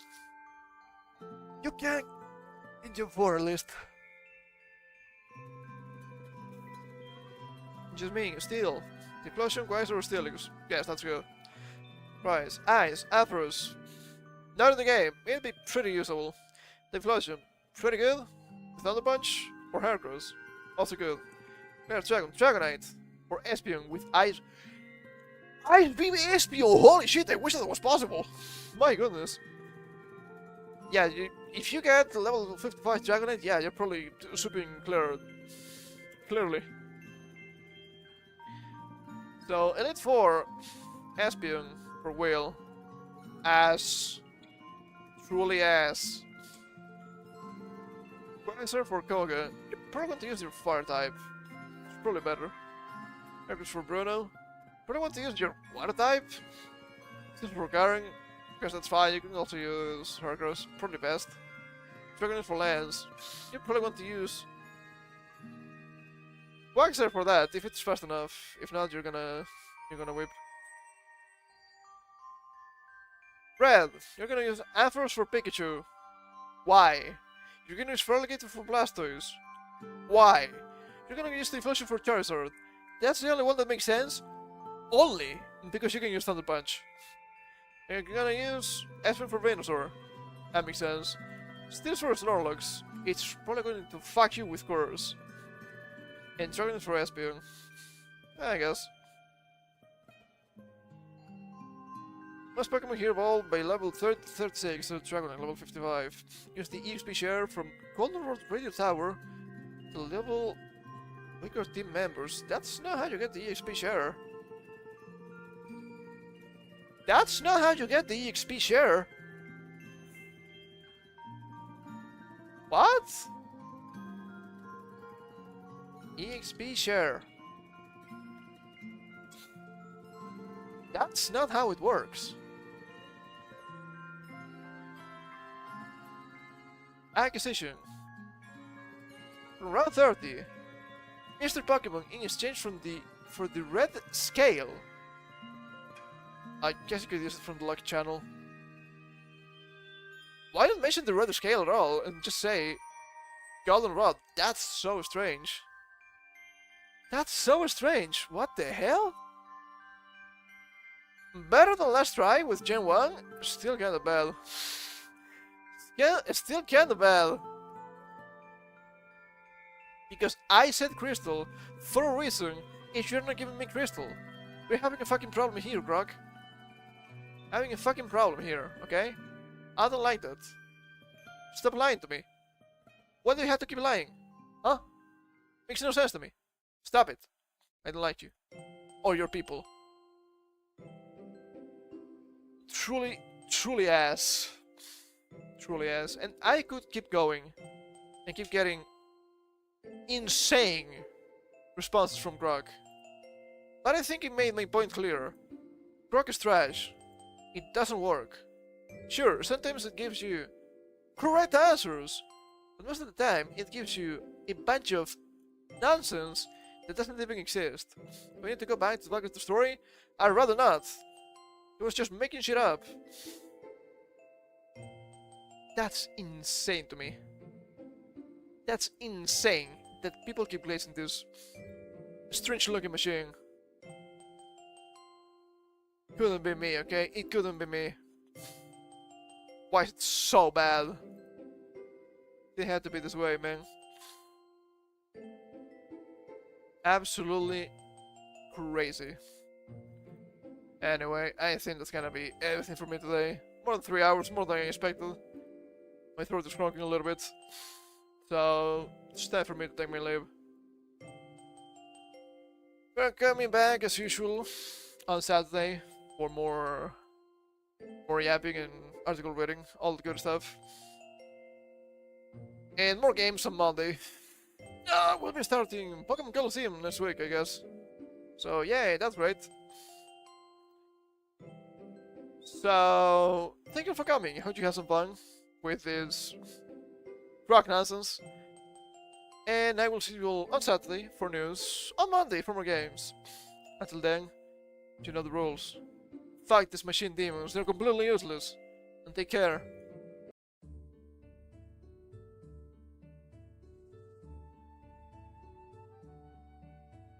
Okay, that broke, I don't know why.